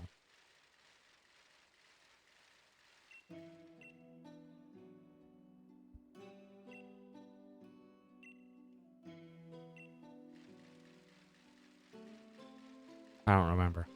It's been a while since I thought about using competitive Steelix. Also, because Steelix can also be a jerk and be a tank with what's the move? With God, why can't I remember the move? It's a stealth rock and the tail move that knocks the opponent Pokemon out of the match. Dragon Tail.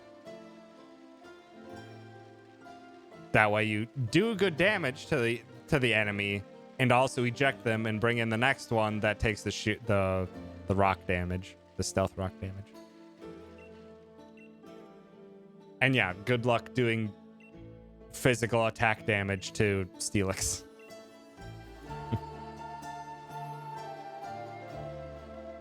Yeah, Dragon Tail is automatically last. But if I remember correctly, Steelix isn't that fast to begin with, so it's like, fine. Actually, I think they're relatively fast. Not fast, but kind of fast. I thought Onyx had some decent speed, but I could just be flat out wrong.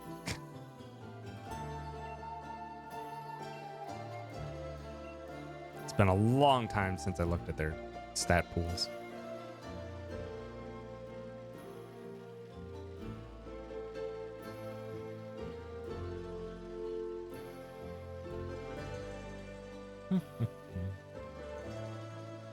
But Steelix will kind of melt to special attack, I think. 300 base speed. Oof. Steelix was going to be my alternate to what eventually became my Avalugg strats. Just because I was looking at Pokemon with obscene amount of stats in a single, or obscene amount of points in a single stat. And Steelix's physical attack stat being absurd. Had me very tempted to use Steelix, but I wanted to be weird, so I used the Avalugg. And I really like Avalugg. I really like using Avalugg, actually. Because Avalugg can get sturdy, which is fantastic. And Avalugg also gets also can learn Mirror Coat as an egg move. So physical attackers can't really do squat against it. And then if they still have full HP, which I think I can't remember if Avalugg has Recover or not. But if they still have full HP, then I can just Mirror Coat a special attacker. It's great. I loved Avalugg. Surprisingly got me relatively far in Pokemon competitive.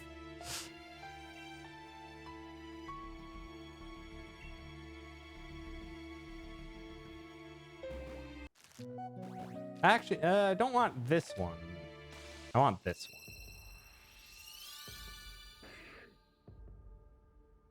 Is it this one? Yes, it's that one.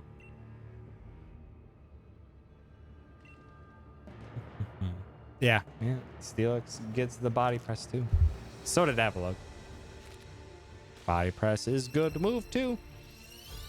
Converting defense to offense.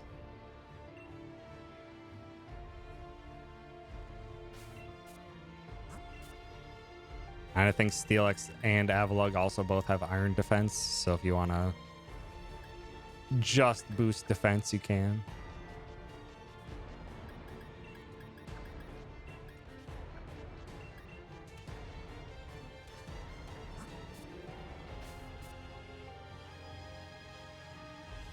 If Avalug can't... God dang it. Now I have to look it up.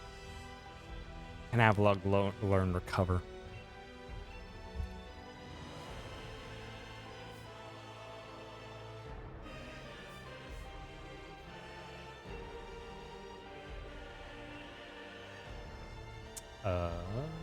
Yes, I can. Avalug can learn recover. So yeah, if you wanted to be very mean with physical attackers, and then having your one backup strat with special attackers, you can have Avalug, sturdy ability, rocky helmet for the physical attackers, iron defense, recover, body press, and mirror coat.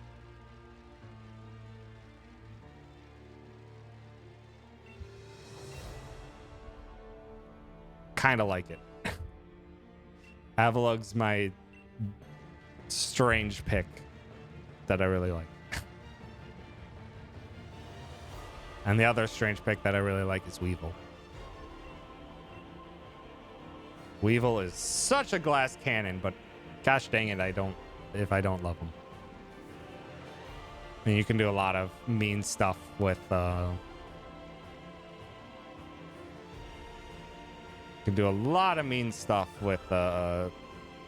dual battles. With duos. And also giving Weevil triple axle is incredibly mean. Weevil's like the only Pokemon that can use triple axle effectively. And triple axle on Weevil is busted.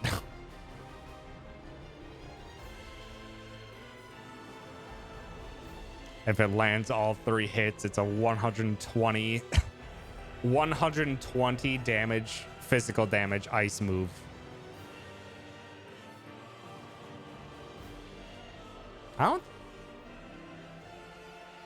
I thought Ice Cube couldn't learn triple axle. I could be wrong. I would have assumed that I would have looked into that further if they were. Because Ice Cube is belly drum.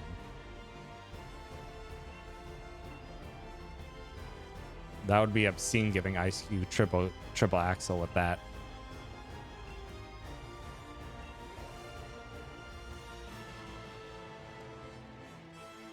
Could be wrong, but yeah, I don't think Ice Cube can learn triple axle.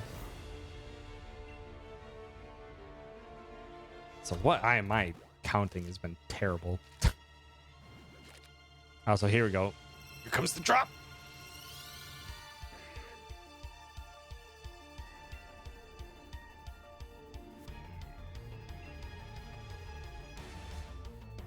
God. Ah, this hit so hard when playing through Remake.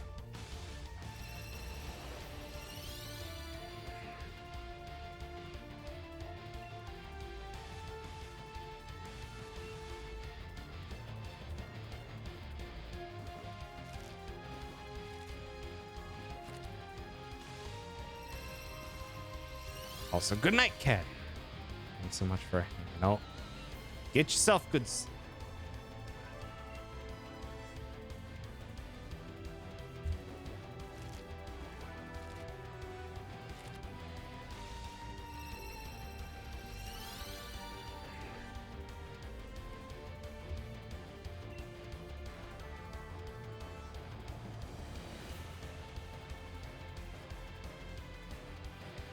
Yeah, Ice Cube can't learn triple axle.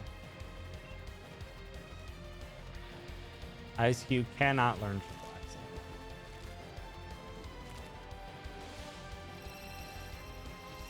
Because yeah, if Ice Cube could, that would be broken. That would be absolutely busted. Ice type stab triple axle from a belly drummed Ice Cube that has the ice face to protect it. That's busted. Absolutely busted.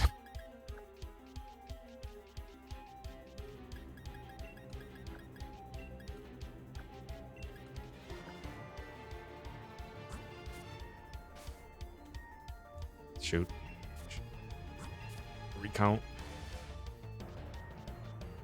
1, 2, 3, 4, 5, 6, 7, 9. Yeah, it's good.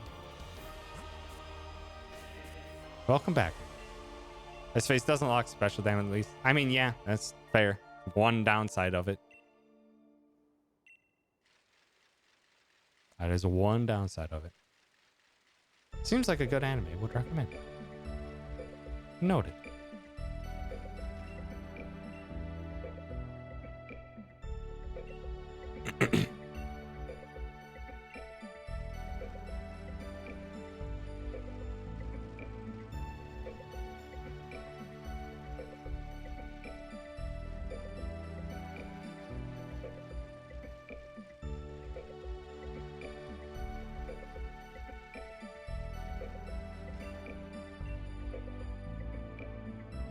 Gosh, now that Chrono Cross Remastered has come out, God, what I wouldn't give for a Legend of Dragoon remaster. I would love to play a game like Legend of Dragoon again.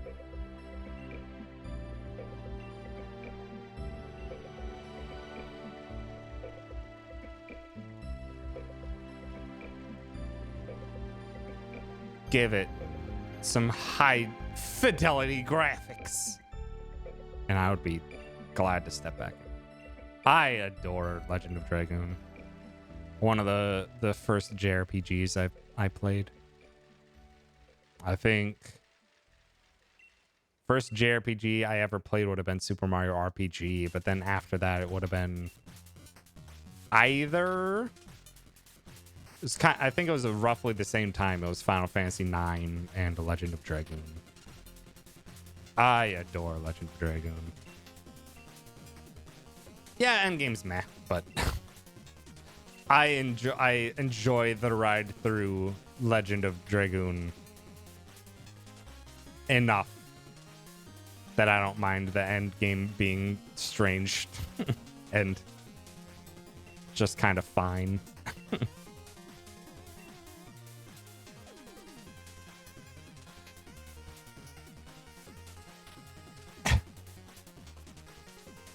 I feel that, Nintendo, but also very good reasons for them to delay that.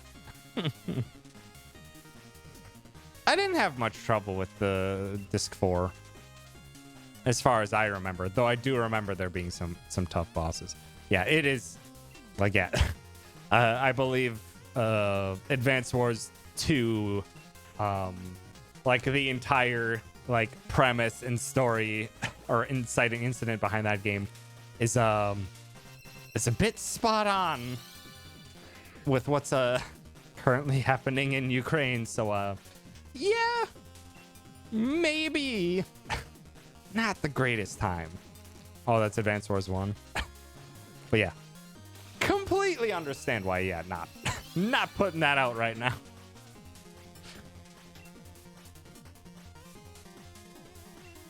Yeah, I didn't, as far as memory serves, playing through Legend of Dragoon, I never had any difficulty with the final boss in the few times that I beat the final boss.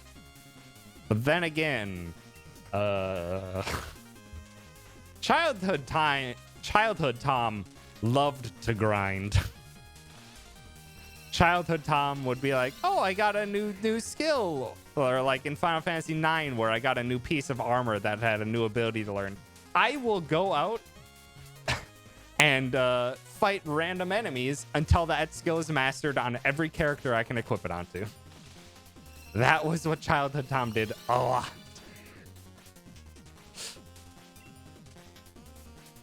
So I don't know how that difficulty curve would go with my current and more standard play style. Also, shoot, I think I have more than 30 eggs. Nope, I just set my eggs in the wrong spot.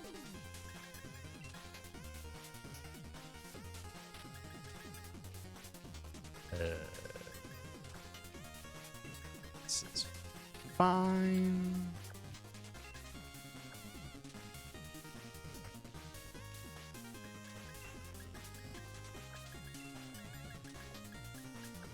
I never played through Final Fantasy V. I think I owned it back on the GBA. I think I owned the GBA version. So let's see. I've got 10. I have 18. So I need to get 12 more. I've actually not played through the majority of the older Final Fantasies.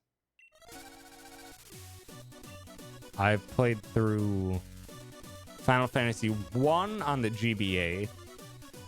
Started Final Fantasy 2 and I was like, wow, this game sucks. And didn't go much further than a couple hours.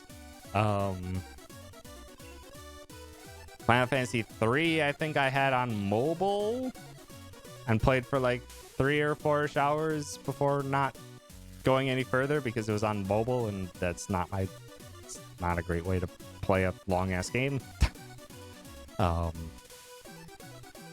Never touched Final Fantasy 4. Played a smidge of Final Fantasy 5 on GBA, but maybe only like 5-6 hours. Played like 10-ish hours of Final Fantasy 6 and then dropped that one too.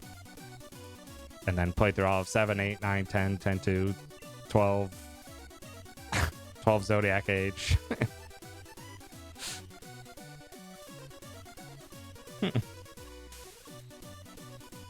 I know too much about Final Fantasy 6. It is my problem with Final Fantasy 6. I've seen so many speedruns and other things relating to Final Fantasy 6 that I'm just like, I can't have an untethered view of the game anymore. And I know too much of what's going to be coming that I just can't really sit and play it through. I'm glad I got the chance to play through Chrono Trigger before I got into speedruns. Because otherwise I probably wouldn't have that love for Chrono Trigger that I have. Because that would have probably been a similar case of where I learned too much of it and can't quite play it.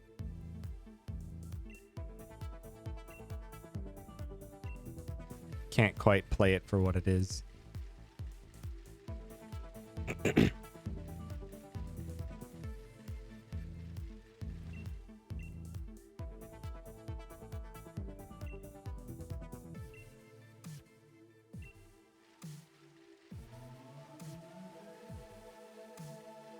If I had an original DS, I might have played Final Fantasy 3 on DS, but I never owned an original DS. I had a GBA. I didn't get a Nintendo handheld again until the 2DS came out. Because I thought the 3D was too much of a gimmick, so I never bothered. But then when X and Y came out, is when I got the 2DS.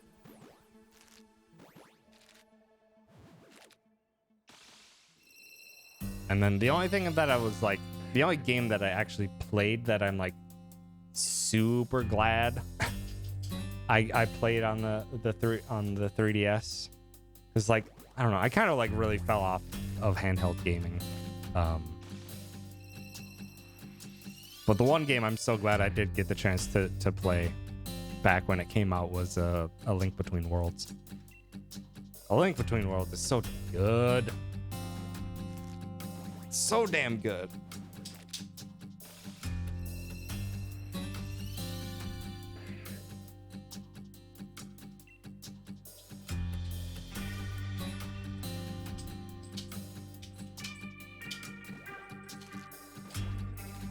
probably my favorite 2D Zelda. It's a great time. It's so much fun.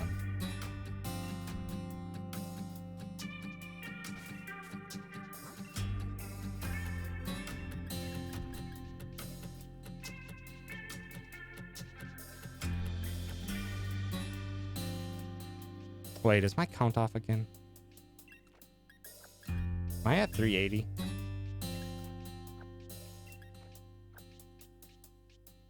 Might be at 380. 1, 2, 3, 4, 5, 6, 7, 8, 9. Nope, I'm right. Okay. So I need 25 and 10, 15, 20, 23. Two more. 2 more eggs and then bridge runs, and we are gonna call it quits for them. I've had enough of spinning in circles. Starting to run out of things to chat about.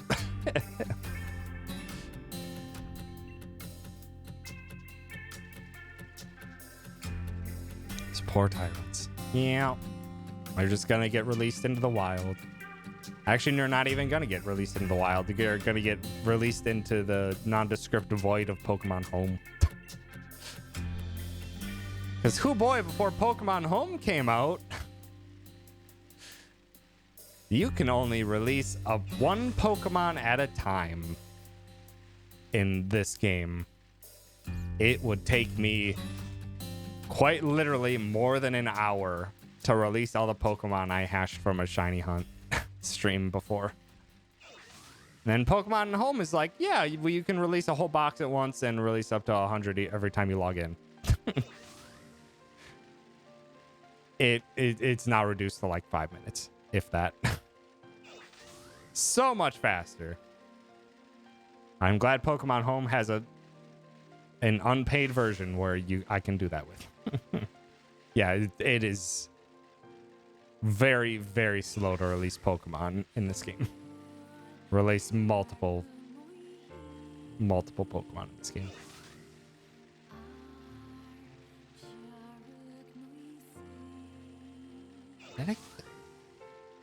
Second guessing myself if I got the amount of eggs. I have not been doing a good job of tracking my egg counting this stream.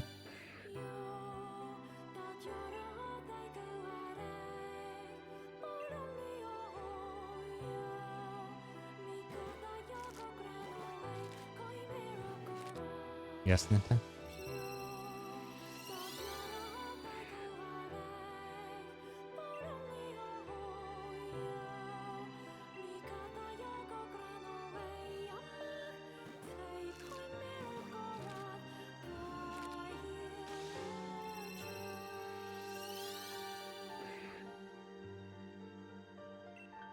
And if the worlds of Mario and Nier collided, who would Luigi and Toad be? Oh! The boy is here.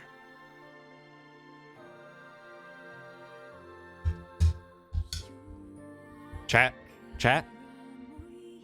We got him. The power of Nier and Mario, you gotta shine. We did it. That was 378. Just to double check.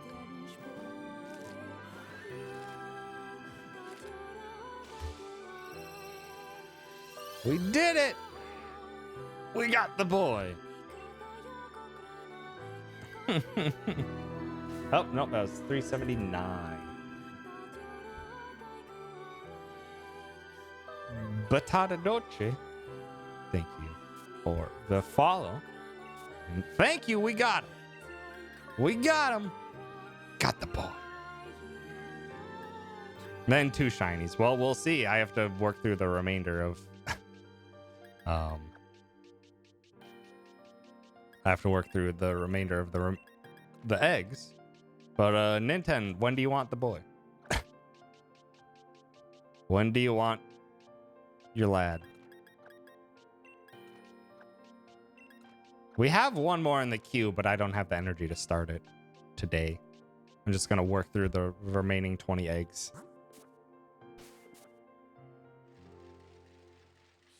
It is a very good shiny. It's a very good shiny. I believe the next shiny in the queue is a shiny Pichu for Queen, if I remember correctly. Which we will have to start during our next shiny hunt, which will probably be in like a month.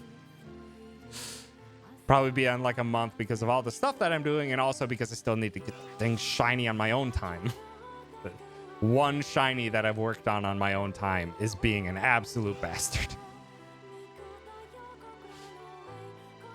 1,400 eggs that it took me to get the damn there that I still haven't gotten the shiny yet for the one I'm working on my own time.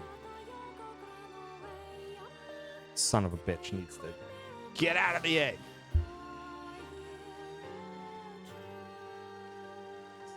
Oh, not that. 38k and I could redeem 2. Jesus! Why are you all y'all hoarding these points? The shiny count and 370.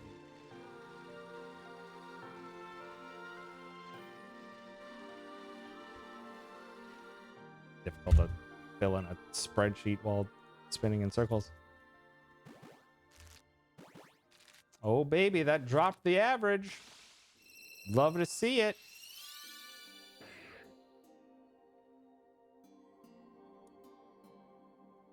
Drop the average from 500 down to 496.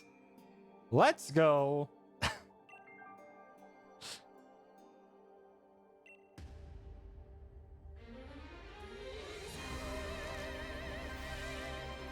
Oh, we're just getting more near. Not complaining.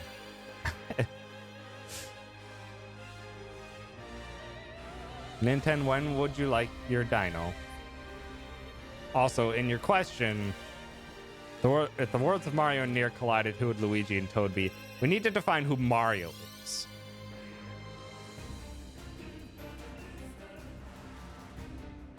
Are we? Who is Mario? Nier?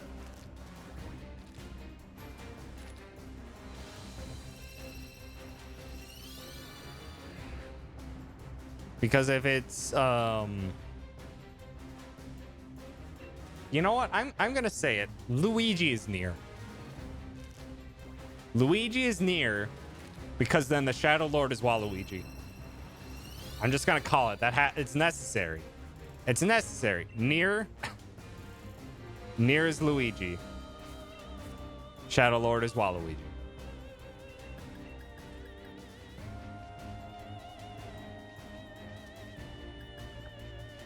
Can get lad now. Sounds good.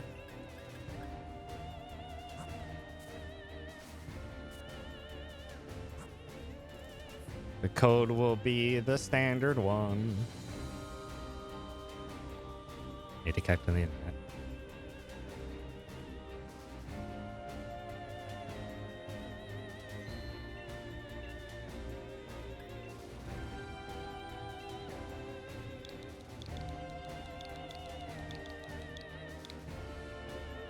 Elite bees.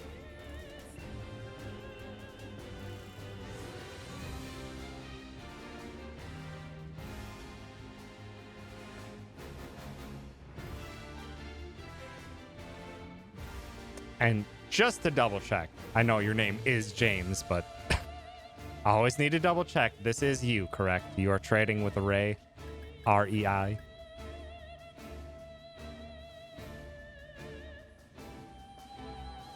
Yeah. There's your boy.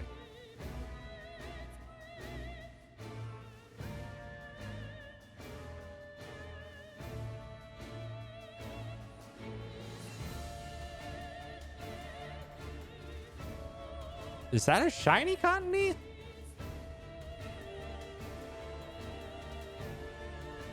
No? Okay. It's just like, I don't remember cotton these colors enough.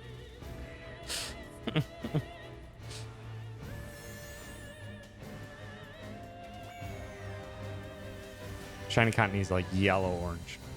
Noted. Enjoy your dino, Ninja. And thank you for your continued support.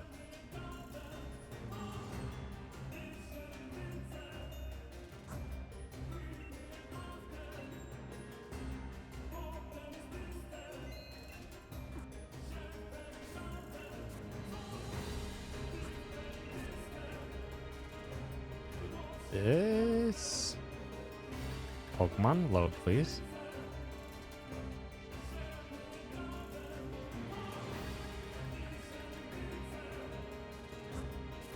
It's a girl.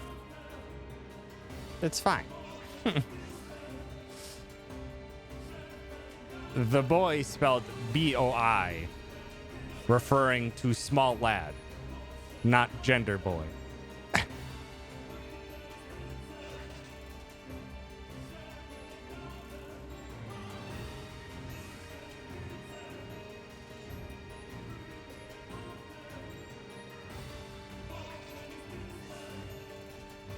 Who's okay? So I've decided that if near Mario mashup, Nier is Luigi, Shadow Lord is Waluigi. Who is Toad? You know what? You know what? Because I want to see it. Emil is Toad. Emil is absolutely Toad. Yeah, gamer. We're on the same wavelength here. Toad is Glimrock Vice. No, that'd be too annoying. Who would Grimoire Vice be, though? Would it be Toadsworth? Egad. Oh, it would be Egad. That'd be amazing. It would be Egad.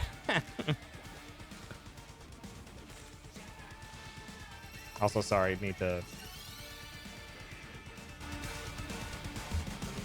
boost this for a little bit.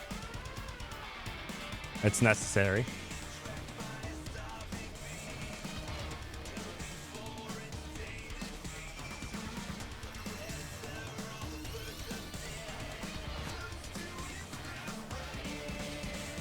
Yeah, Daisy's kind for sure.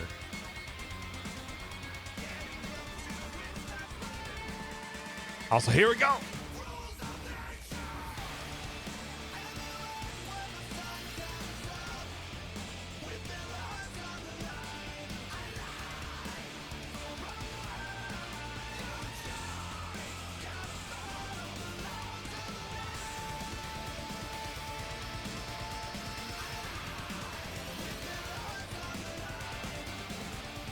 God damn. Metal Gear Rising, you're a weird ass game. But god damn it if you didn't absolutely nail badass OST. Would the day the replicants first created be the year of the Luigi? Amazing. And absolutely yes.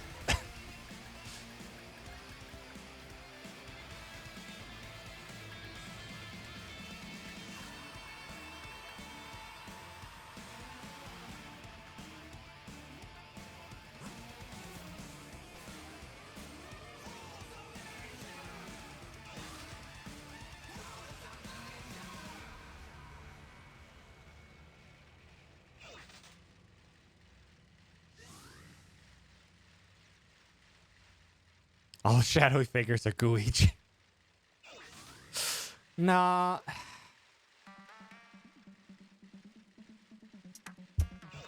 As much as it would be delightful, that wouldn't.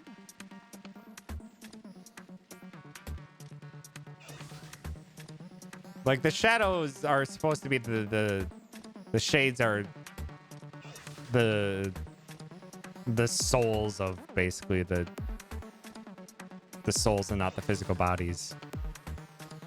If I remembering Nier lore well enough.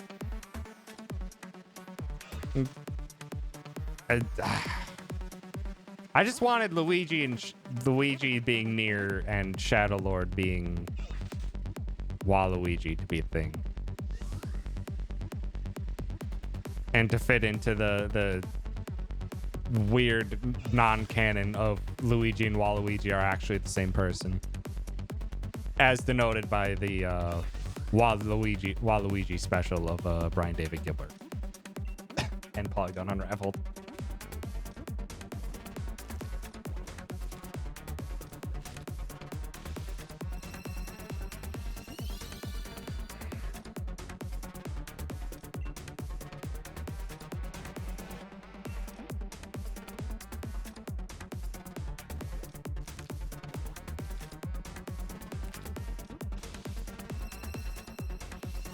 Kinase, Daisy.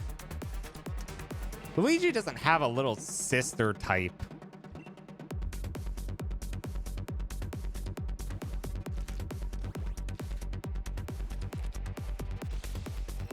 Peach would probably fit that role best as kind of just being there, just being present and somehow driving things along. Toadette? No, but who are Devila and Popola? Who are Devila and Popola? Would those be Rosalina and Pauline? I'm gonna say Rosalina and Pauline are Devila and Popola.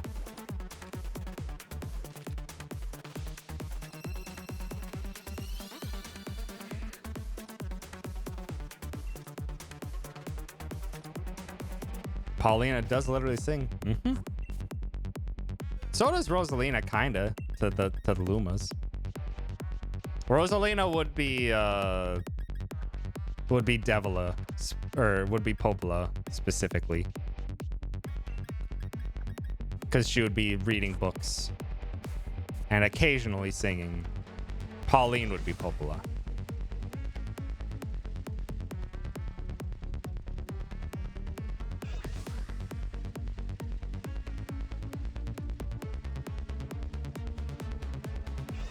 We still don't have Mario in this universe yet, though. Who would Mario be?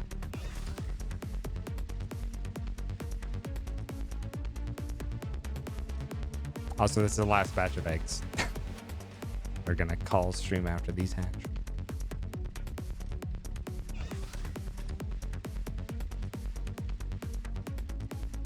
Who needs Mario? This is also true. Howdy, MDH. Thanks for stopping. Yoko Taro's not in the game, though. Mario didn't write the plot of Mario games.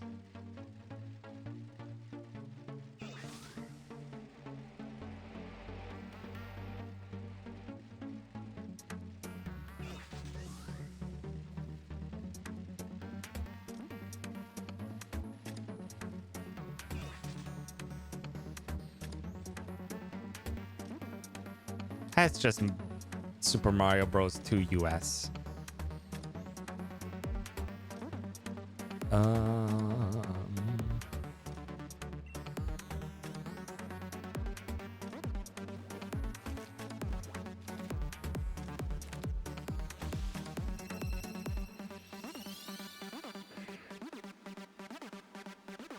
What if Mario and Peach are the couple that was added in the recent remaster, or in replicant version, whatever? The couple that constantly bicker at each other. I don't remember their names.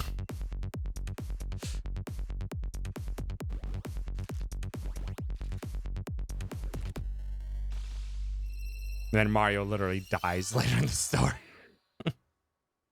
Red bags, yeah, that one. Instead of red bags, they have matching red hats. Yes, absolutely. It makes perfect sense.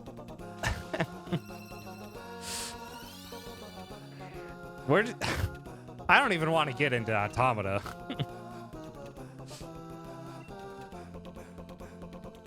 Yeah, the fight in the pirate ship is a blooper. Amazing.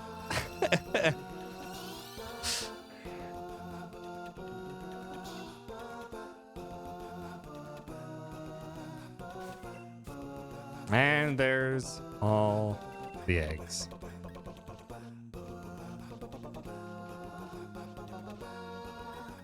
Listen, I'll gladly talk about Nier Automata, but the question was just Nier and Mario, and when you say just Nier, I don't think Automata, I think OG Nier.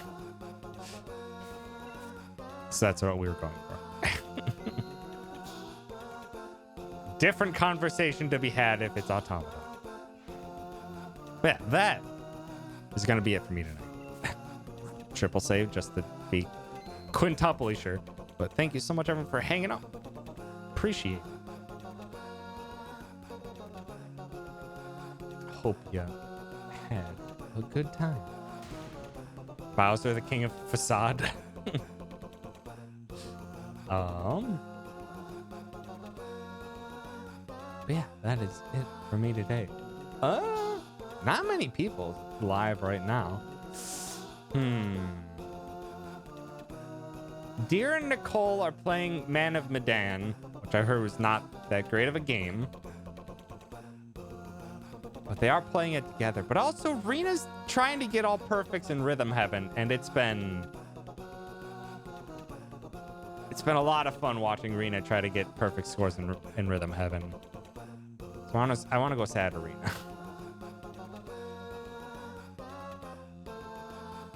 Because also Rhythm Heaven has a lot of charm.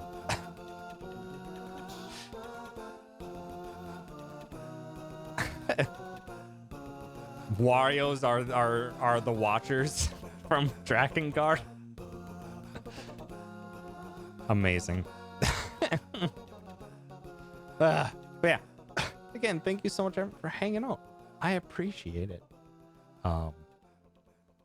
It was love. I like having our shiny hunt chats. What's a good song to end out? No, come on, give me a good one to close out on. No, come on. No, that'll work. But yeah, I will be back tomorrow. I'll be back tomorrow for a Yakuza Like a Dragon speedrun. And then Friday next week for speedrun or randomizer race with Dan in Super Mario 64. And lots of other stuff coming up soon. So yeah, thanks again, everyone, for hanging out. I appreciate it. Have yourselves a wonderful night. And go yeet some love on over to Arena. All right, goodbye. Goodbye. Goodbye.